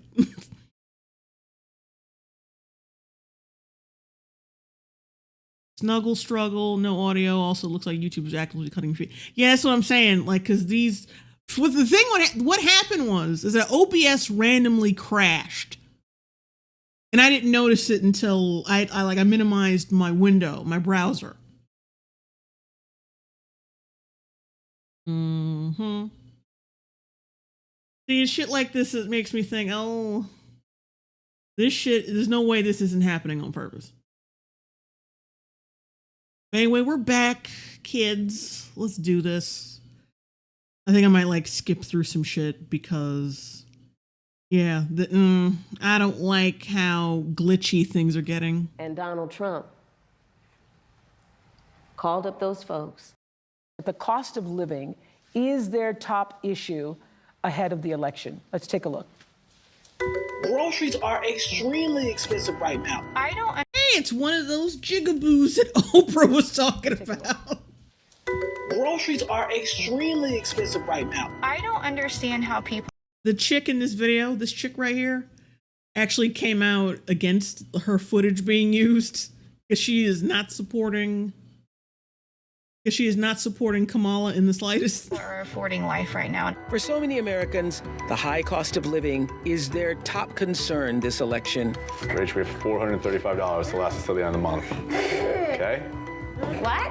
In Philadelphia, Rachel and Garrett say they have to watch Oh, they live in Philly. Ooh, yeah, they are screwed. Every penny. When I think of middle class, I think about people who are able to just get up and go and do things within their means and like not extravagant things, but be able to get up and go to dinner whenever they want, or maybe take that trip, that long weekend trip. We don't have that luxury. By a long shot, her tax plan is phenomenal. No glaze. Wait! He said her tax plan is phenomenal. No glaze. Does Oprah know what the fuck that means? By a long shot, her tax plan is phenomenal. No glaze. So fucking pathetic.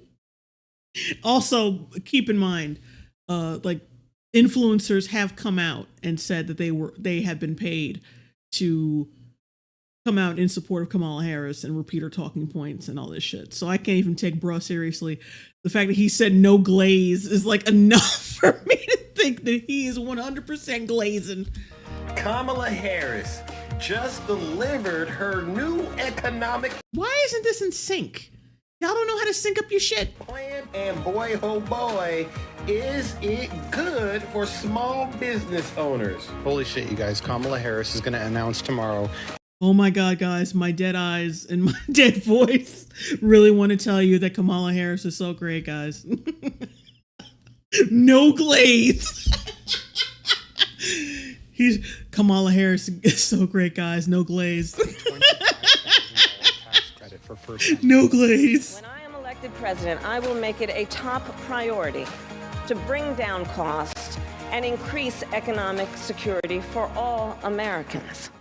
Well, Rachel and Garrett are joining us on Zoom from Pennsylvania, and I understand your sister and brother-in-law moved in, and you're hoping to save money to have a second child? Of course, they use some like the most generic, like not broke as hell looking white people. And this is not, they use some people who were voting for her, which is like I said before, the people voting for her ain't suffering. Because if they were, they wouldn't be voting for her. Anyway, yeah, they use the most inoffensive looking fucking white people because God forbid those ashy Negroes that Oprah does not fuck with. God forbid she invited those people on her show. You're only good for like a couple second blurbs on TikTok saying no glaze. We need like the inoffensive whites. No, the inoffensive liberal Kamala voting whites, because Oprah doesn't like her own people. That's right. Hi, Oprah. Hi, Madam Vice President. It's nice to be with you all. Yes. Hi. And so, what did you want to say to the Vice President? So, Madam Vice President, we are, like many, many young Americans, just experiencing a very high cost of living. We ended up then get the fuck out of Philadelphia. Up our apartment, moving in with our parents, who were so gracious to take us in for over a Lord Forchungus. This reminds me of Joe Biden going to eat chicken or something with that family. Yeah, that's totally. I'm not. It's not that they were a fake family, but the house they were in seemed like it was fake. Like they just. I said this before during that stream. That it looked like they rented that house for a few hours because it didn't look lived in at all. But anyway, let's move on. a year so that we could save money and ultimately buy a home. Frosted glass. Can I get a dozen donuts, no glaze? Because that's what we thought the American dream was, to get married and buy a home and have a baby. And now here we are, and our mortgage is incredibly higher than what we thought it would be. And my sister and our brother-in-law are living with us right now so that they our mortgage can hopefully one day do the same. And while it's beneficial for us because they help us pay off some of our mortgage, it's also beneficial for them because they... Is she reading from something? She was looking like directly at the camera, then suddenly she started looking down. Hold on. Is that just me? Hi. And so... Okay, never mind. She was looking... To the Vice Oh, wait a minute. Wait. So, Madam Vice President, we are, like many, many young Americans, just experiencing a very high cost of living. In terms of on price gouging, but it's also about dealing with what we need to do around Wanwick. Kamala did plenty of glazing to Willie Brown back in the day. Home ownership, right? So as someone mentioned during this film, look, I grew up a child of a mother who worked very hard. She raised me and my sister, and she saved up, and by the time... Notice how, yeah, my mother, like, she has a father, by the way, who was present. And she don't never mention his ass. And also, she's looking directly in the camera now. Before she kept looking down. Now she's looking directly into the camera. So which means it looked like she was reading some shit. I was a teenager, she was able to buy a home. And we grew up actually... Yeah, she was able to buy a home. You have a father, bitch! The fact that she does not acknowledge him is a red flag. I love how, like, oh yeah, I'm a black woman, you know, she's taking all this love from a pocket of the black community, and it's like she doesn't even acknowledge the black part of her parentage. It's hilarious. It's fucking hilarious. For a long time, you know. And it's like, and the black women who keep buying into this shit, knowing damn well she does not mention her father, is like, just so much like backhanded, like just racism from people supporting this bitch. An apartment on top of a childcare center that was owned by the woman we called our second mother because she helped my mother raise us. You have a father. You know, the father who, oh my God, that freeze frame. Hang on a second. I need to cap that. That's amazing. Oh, that's incredible. That's hilarious. Hold on, I want to tweet it out right quick. Y'all can't see my Twitter, right? Okay. Oh, but yeah, that face, that's so funny. Hang on. Come on, load. Twitter, damn.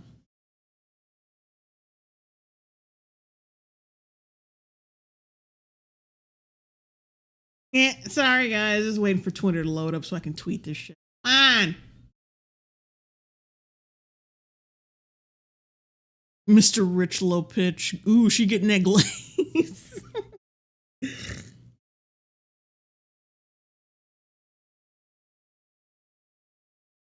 Join Sadecki. Was he not around? I think he was around.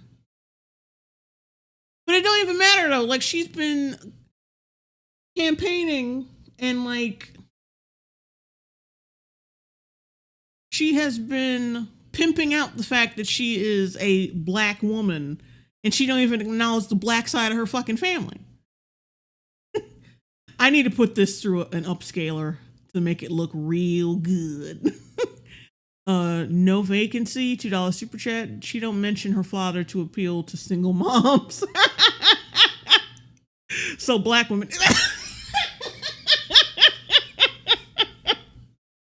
Like, I'm sorry, but you know damn well it's the only fucking people who appeal to that shit. Wanwick, I've seen less racism in racist Discord servers. Snuggle Struggle, $5 super chat. In 3 years, my home evaluation has doubled, and inflation has increased twice across the state. We're paying over twice as much in property taxes per year. Like ethereal dragon Kamala. Hello, fellow black people. My dad was never around. But yeah, that's just like, ugh. And she was a small business owner, Miss Shelton.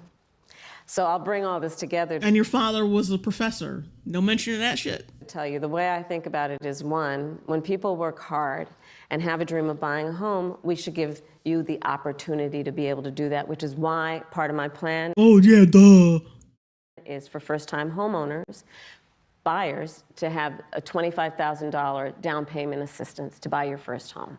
And who's paying for that? And I love it. Remember earlier, they were talking about how Trump, like, oh, they gave you money, but he just signed a check. He just signed a thing, and then you got money. So are you going to apply the same logic here? That she's just going to be signing shit and giving people money? And like I said, who's paying for this shit? You can't coddle these migrants and working class Americans too. Especially when you talk about giving out 20 grand to people who want to own a home, which I'm sure some of those motherfuckers are going to be migrants. Like, what the fuck? Like, she's talking about, oh, Trump just giving the little jungle bunnies money, but when she want to give, like, nice little white people money, that's okay. That's an accomplishment. Because fuck this. To be able to get their foot in the door, and then you'll do the hard work. Part of my plan is what we need to do to support small businesses, because my second mother was a small business owner, and I love our small. Your second mother? You have a father, bitch! And look at all those enthused faces. Look at all these enthused fucking faces. And I'm pretty sure this one's been. Look at her. She looked like she looked like she got a problem with this whole thing. But yeah, no one looks enthused to be there. Like, oh, we're just obligated. Let's just get this over with. Support small businesses, because my second mother was a small business owner, and I love our small businesses and our small business owners.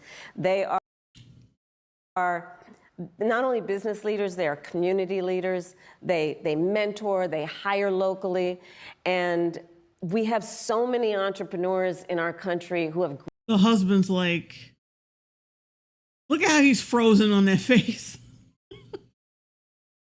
Like, bitch, what are you saying?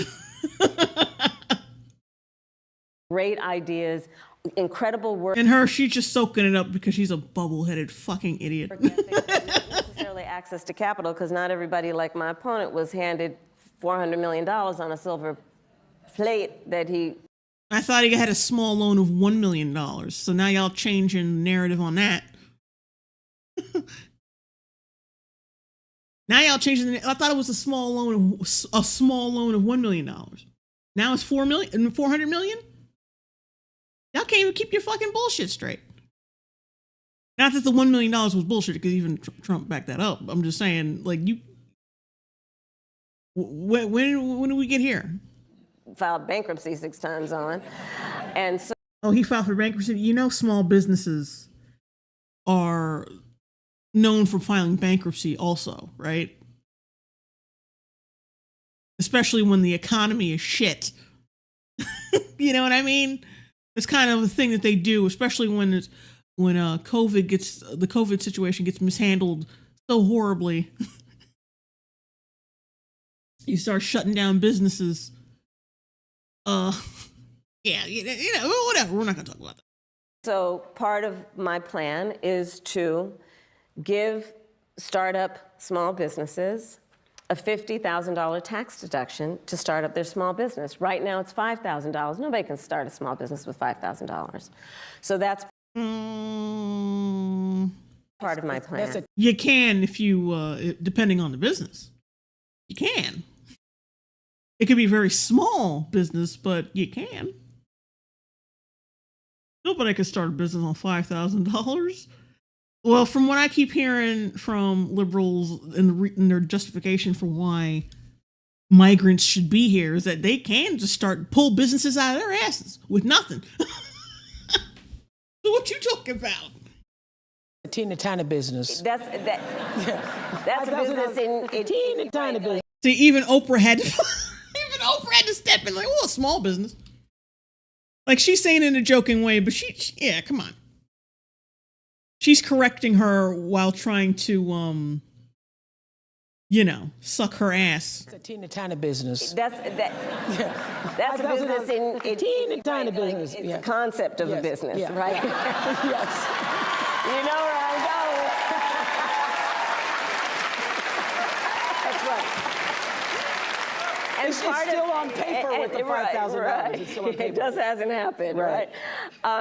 Part of to speak to you guys and your family and your dreams is what we need to do around giving middle-class families tax breaks. And so part of my plan is also to extend and expand the child tax credit. Snuggle struggle? Well, impoverished Haitians are somehow Excuse me, brand new whips. Yeah, I saw that. I don't know how they keep fucking crashing into shit and they just got here with no money. How the fuck you got a car and you just got here? And I think, from what I read, like only 3% of the Haitian population knows how to drive, which explains all those goddamn crashes.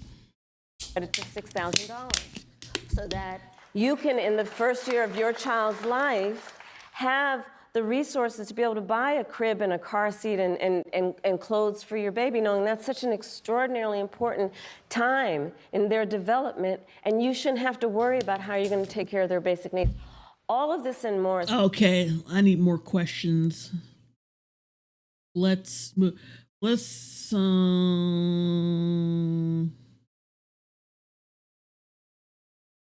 I'm going to skip ahead a little bit. Wait a minute. No. Knowing that this could have been prevented, how does that sit with you? How do you cope with that on a daily basis? I mean, it's heartbreaking. You know, that was my baby sister. Continue to use your voice. I hope you continue that. This week, the case of a young woman who lost her life after the abortion ban took place in Georgia made national headlines. Amber's case came to light through the reporting of journalist Kavitha Sarana with ProPublica. And so listen to her story. 2 years ago, 28-year-old Amber Nicole Thurman, a medical assistant. I think I heard about this story, and the circumstances are not as harrowing as people, well, at least not for her, harrowing as people made it seem. And a single mother to a 6-year-old boy found out she was pregnant. Amber had just secured her own apartment and was thinking about going to nursing school. She made the decision to terminate her pregnancy. A strict abortion ban had recently taken place in her home state of Georgia.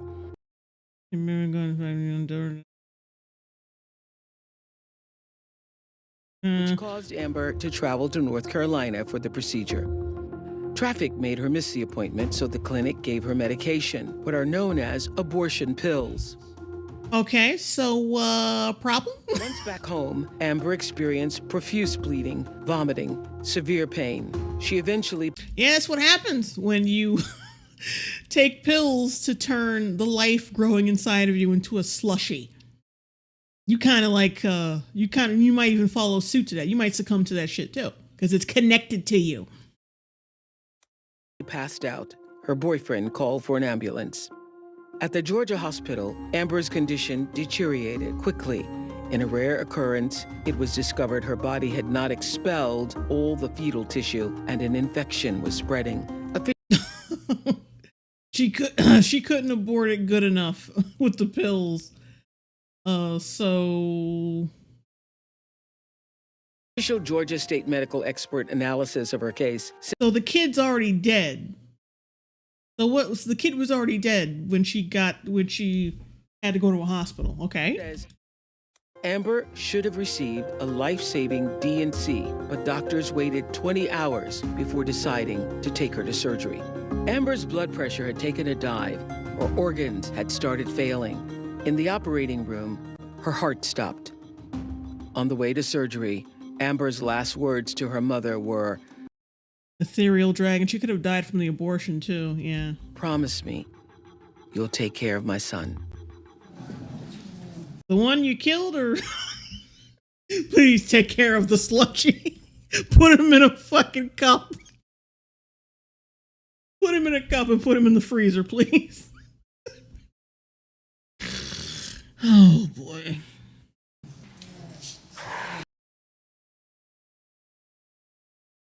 $60, $70, $60. Guess her unborn baby wanted to drag her into the afterlife with him or her.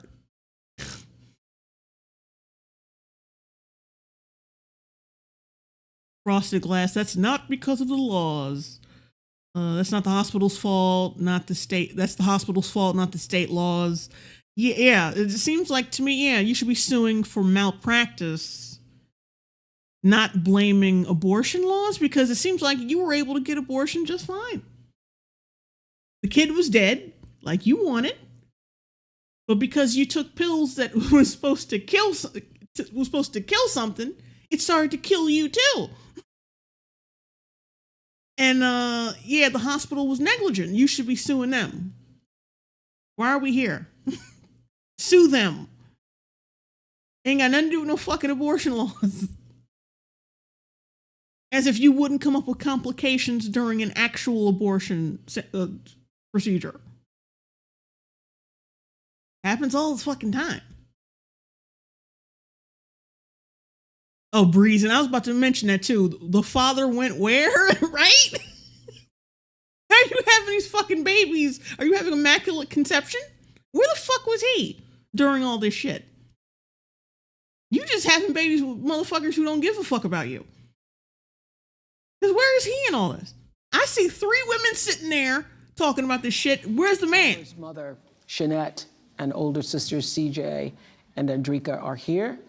And they wanted to be. And Peak, tell him, Jay. I mean, it's not even like anyone with common fucking sense could poke holes in this shit. Blue River. But Jay, they took her reproductive rights. She had plenty of reproductive rights. She went somewhere, got the abortion pills, and she was good. Until the kill pills started to kill her ass.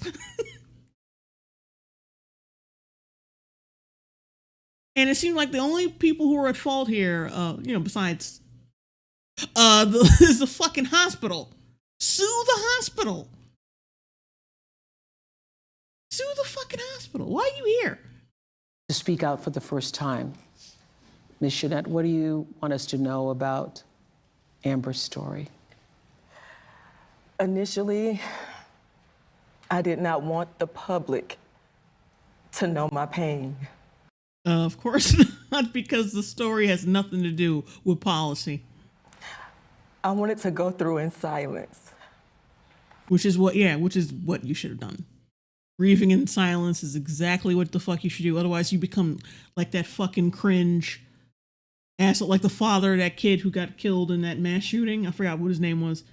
You become like that when you don't grieve in private.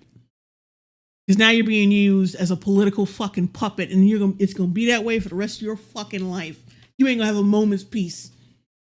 Because these motherfuckers are gonna drag you out here and flaunt you and put you in harm's way, potentially, according to them. Like if they know that's a possibility, they're putting you in harm's way on purpose. And you're gonna be a stooge for the rest of your fucking life instead of just grieving for your daughter. And suing the hospital. You got money waiting for you right now. Mecha 6801, common sense should be considered a superpower nowadays. True. But I realized that it was selfish. No, it wasn't. That's your daughter. Fuck that. You don't owe anybody a fucking thing. What you need to, grieve in silence and then sue that fucking hospital. Because Oprah ain't gonna help you with shit. Oprah ain't gonna give you nothing. Just sue the fucking hospital. I want y'all to know Amber was not a statistic. Wasn't she? Like, no offense. Like it's sad that she died. But you sitting up here, like I said, you are puppeteering a dead woman. You're puppeteering your dead daughter so you can get some fucking political point. I don't feel sorry for you. I feel sorry for your daughter. But I don't feel sorry for you. Because you could choose to take your ass home and start preparing to sue that hospital. Like you should be doing. And say, oh, well, we gotta be here for Kamala. Like, and if she doesn't win, and then you did this shit for nothing. No, but whatever. She was loved by cynical person. Let the dead rest in peace, man. True. Family, a strong. And this bitch she don't give a fuck. Look at her. Family, and we would have done whatever to get my baby, our baby, the help that she needed. And where were y'all? Why didn't any of you bitches drive her? And like I said, where is the man who fucking impregnated her? Because I would have dragged his ass here. I mean, well, I know I wouldn't be here, but like I would have dragged his ass somewhere. Like, where the fuck were you? Kelvin Thompson, $2 super chat. Hey Jay, we watching The View? Ugh, if only. I think that would be more tolerable than this. When ProPublica came to my home, I pushed them away. No. Turambar? Sorry if I'm mispronouncing that. Isn't this because of an abortion? No, actually, it's because of hospital negligence. If anything, this should be a warning sign against abortion because the abortion is what killed her. Like immediately when she got it, when she took the pills, her body started to fail. If anything, this is like a warning sign against, like, yeah, don't get an abortion, kids. Because that shit'll fuck you up. And, it'll kill a kid, but, whatever. Frosted Glass, $2 super chat. I want to grieve and wait, did you say Oprah? No, but Kavithia, she was persistent. She said it was something that you needed to know. You have to hear me. Women around the world, people around the world need to know that this was preventable. Yeah, so whose fault is this really? Whose fault is this? Who convinced you to be here? 2 years later. And yeah, you're right, it was preventable, but we're not going to talk about how it was preventable. That might be a little too hurtful. Hey, you, shout out to Jay for a W view. Oh, thank you. Cynical person. This is a weird segment. Like, how are we going to bypass this as if nothing happened? Well, this situation could have been preventable. Yeah, your daughter could have not fucked another guy who wasn't going to step up to the plate and help her take care of this fucking kid. She could have not banged a guy who wasn't going to be there. She could have just not fucked at all and just stuck to thinking about school and work and shit. Could have done that. It was definitely preventable. Definitely. And also, you could be suing the fucking hospital. Saying, I can't say that enough. You could be fucking suing the hospital. After speaking with my daughters, because I lost strength, I lost hope. You're looking at a mother that is... Hope kid. She could have raised the kid, true. I understand because she's already like going to school and working and shit, and she already has a kid, she already has a kid, which are already expensive. But I'm like, damn, if you know that, why the fuck are you fucking people without protection? That's just so dumb. How much do you really care about your future if you're doing that? You know what I mean? Because if you have to resort to murder, like to killing something dead to get ahead, you might do something a little easier, like not fucking unprotected. Damn.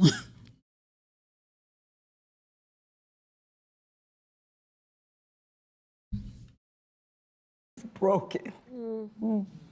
And on top of everything, you fucking dudes who don't have a good pullout game. Like, just losers. The guy she fucks, not her. The worst pain ever that a mother, that a parent could ever feel. Her father and myself and the family, you're looking at it. Well, I'm gonna fast forward because this is complete bullshit. When they mapped everything out, when they explained everything, I was like, bro, you cannot be serious.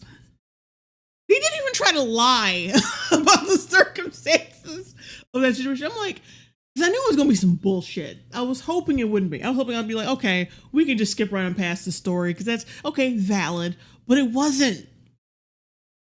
If anything, this is a warning for young girls to not get abortions. Because the abortion is what killed her. Even if she had survived, she probably would have had some organ damage or whatever, or damage to her uterus from that shit. She was fucking, as soon as she took the shit, she was fucked up. I mean, I wouldn't trust no pill like, oh, I'm take this pill and it's gonna break down, it's gonna break down all this flesh and cells, and hopefully it won't kill you in the process.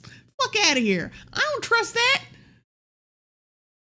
I mean, I don't trust the actual procedure of abortion either.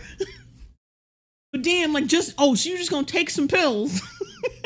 Let's talk about that for a second. So you're just gonna take some pills that basically liquefies a baby, but it's not gonna hurt you. You think it's not gonna hurt you? That doesn't even make sense. Maybe I'm I don't know. Maybe I need a PhD. Maybe I need to read up on this. But but you know, she did. So maybe I had something going there. Maybe I got a point. Kill a lot of human beings quickly.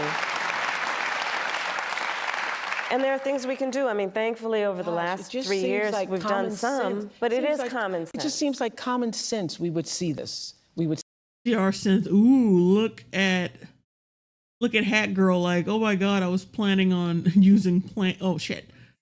I was planning on using Plan B. Fuck, am I gonna die? Snuggle Struggle, $20 super chat. Oh, thank you. My sis has medical issues and she waited forever to see my doctor. Due to all the foreigners clogging up the hospitals, it's possible her daughter couldn't be seen because of Kamala's free health care for immigrants. Yeah, yep. One of those things, one of those consequences of being a shitty political leader. Hey, Jay, you're absolutely correct. Doodle dude, why do people not ask about the side effects? Because they're so fucking desperate to get shit out the way. They think shit is simple. Like, all I gotta do is like, oh, just kill the kid and I'm back to fucking people raw while trying to have a career alone. Because I can't hold down a man for some reason. For some odd reason. Can't hold out a man or like, you know, I can have a kid, but not a man to help me take care of the kid. Like, just sometimes I feel like an asshole for pointing the shit out, but like every fucking day when you hear certain shit, I feel vindicated. Every fucking day.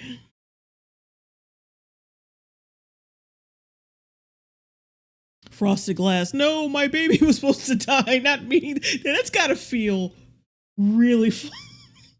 Like, I didn't mean to laugh. It is tragic that she died, but like, I'm making jokes to cope with this tragic situation. And it is darkly funny if you think about it. Because, like, damn. You had this kid. There's like, yeah, all I gotta do is get rid of him and I'm back to doing me. And then you end up dying too. It's not funny, but it's kind of funny.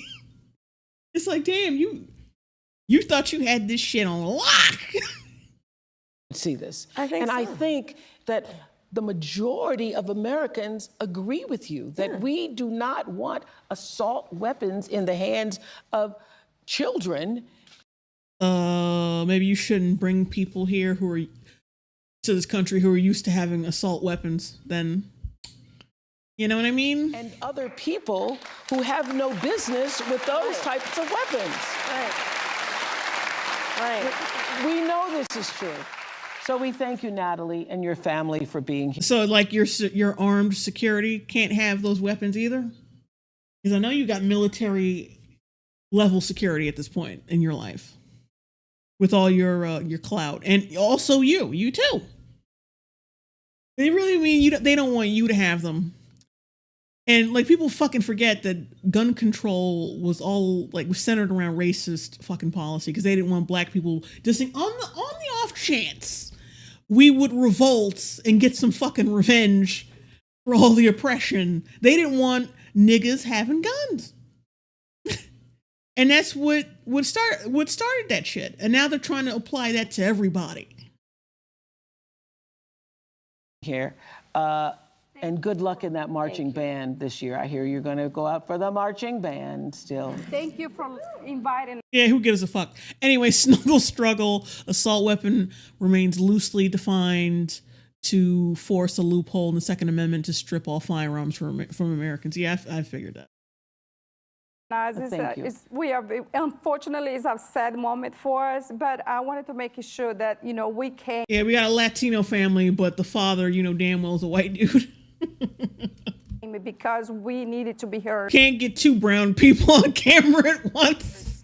And we needed to, change. And the reason I'm pointing this out is because Oprah doesn't seem to like non-white people. Like it feels like that to me, unless they have a lot of money, unless they're a famous person. That's cool. But if you're beneath her already and economically, like if you're not white, she definitely doesn't like you. Has to be made it, and we're ready to fight for this. Thank you. Thank you. Okay, we want to hear what's going on in another battleground state. Tracy is a regional organizing director in Nevada. Tracy, tell us how things are going for you. Hi. Oh, ew. Harris Walls. You know what I just realized? That sounds like a bad political porno. Like Harris is like Kamala Harris goes through, like we see her, oh shit, excuse me. We see her, the chronicalization of her entire career, and it's just her fucking people. Fucking important people. And we call it Harris Walls. Like that's his most unfortunate fucking running mate name.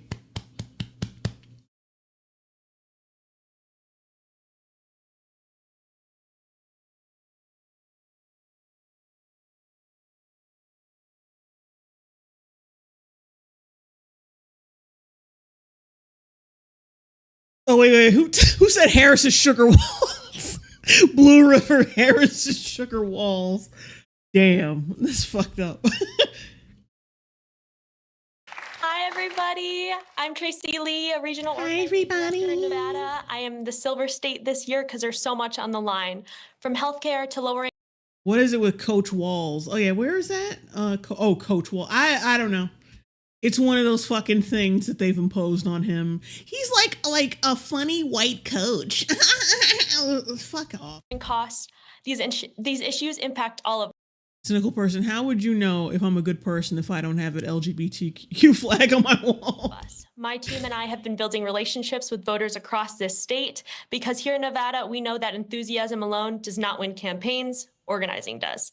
So all of you watching tonight can become organizers, whether you talk to your sister, a roommate, or a grandparent about why you're so excited to vote for Vice President Harris.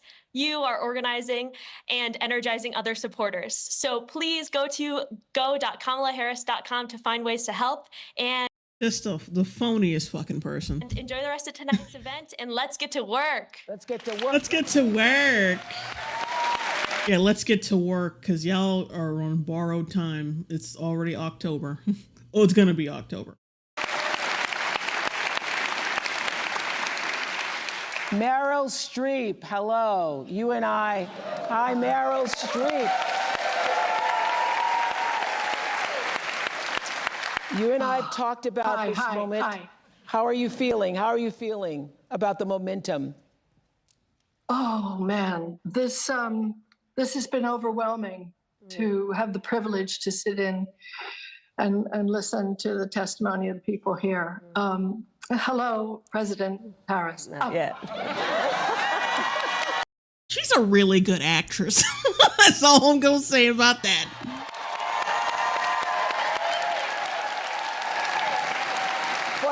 Days. 47 days, yes.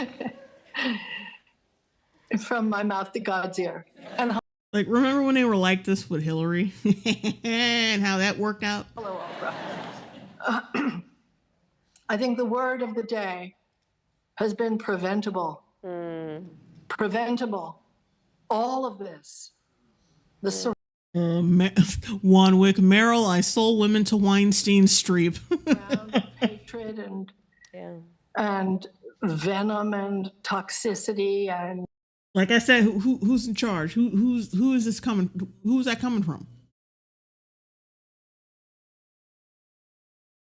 Like who the fuck you talking about? Who are we talking about here? Y'all act like she ain't in office. encouraging some segment of Americans to hate other segment of Americans. It's I mean, like y'all been doing. I mean, I haven't forgotten Oprah's little comment about black people, about black Trump supporters. So how they all just a bunch of dumb money grubbing niggas. So yeah, you know, just crazy. And nobody. If it was me, man, if I was here, if I showed up and she said that shit, I would log the fuck off. Fuck this bitch. Wants it. We're done. That's right. We're done with it. Like, oh, Jay Longbone, where'd you go? Like, and it would just, they would cut to me and it would just be like a piece of paper that just says, fuck you, bitch.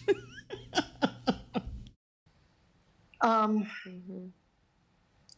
just, I wanted to ask you, I can't believe I have this opportunity.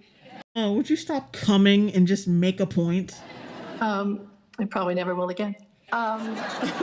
If I have a little Debbie Downer moment, because actually, I think you're going to win.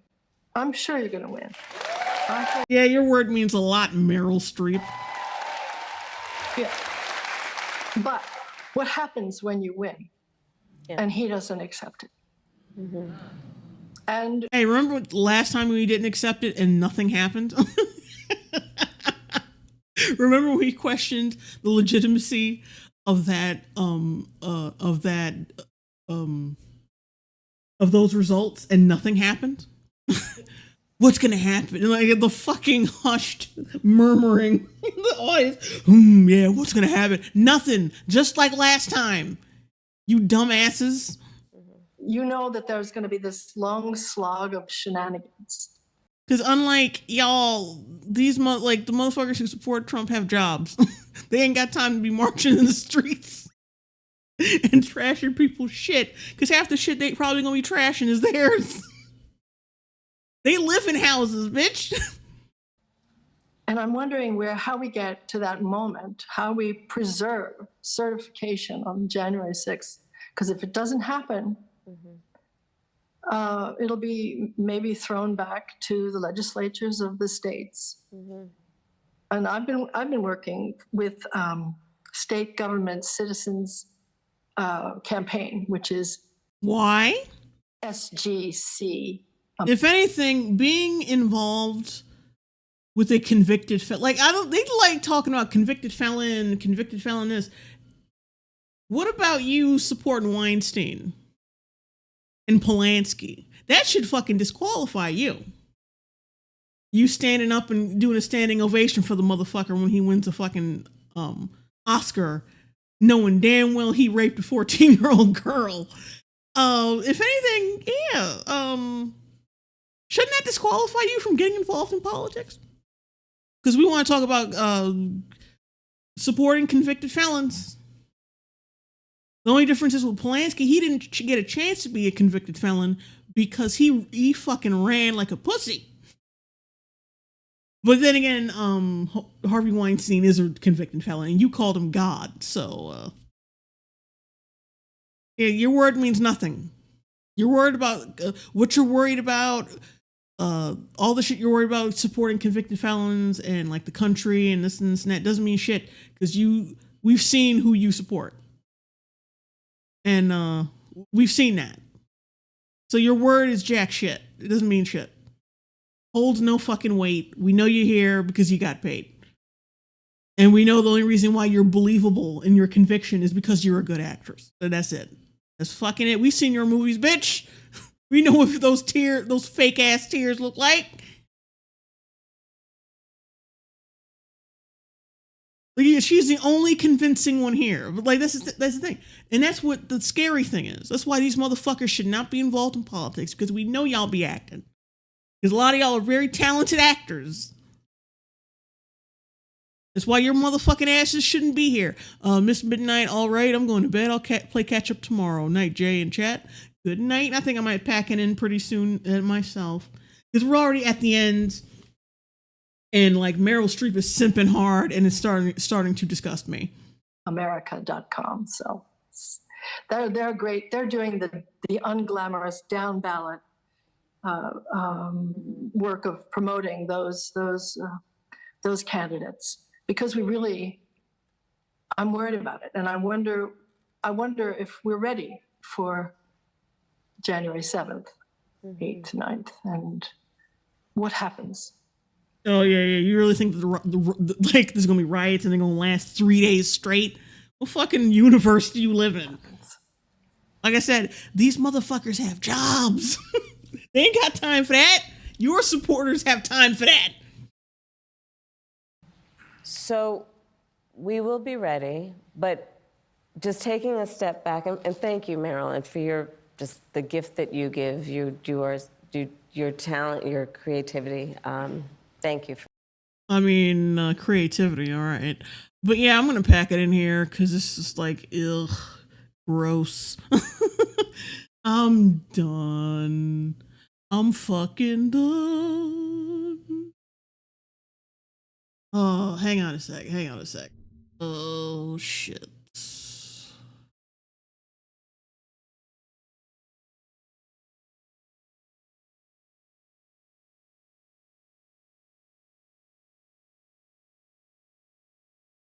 Okay. Yeah, I'm packing it in here, guys. I'm gonna say goodnight. Have me a little ice cream, and then settle down for the night. But yeah, I gotta go. Fuck this. This is repulsive. We skimmed through most of this shit, which was a wise idea. I don't want to listen to this whole goddamn.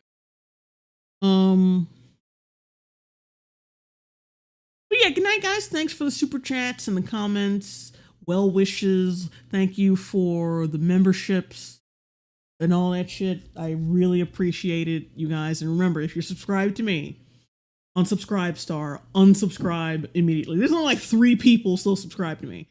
But if you were any of those 3 people, fucking unsubscribe, because I need to get rid of this account quick, fast, and on the double. But yeah,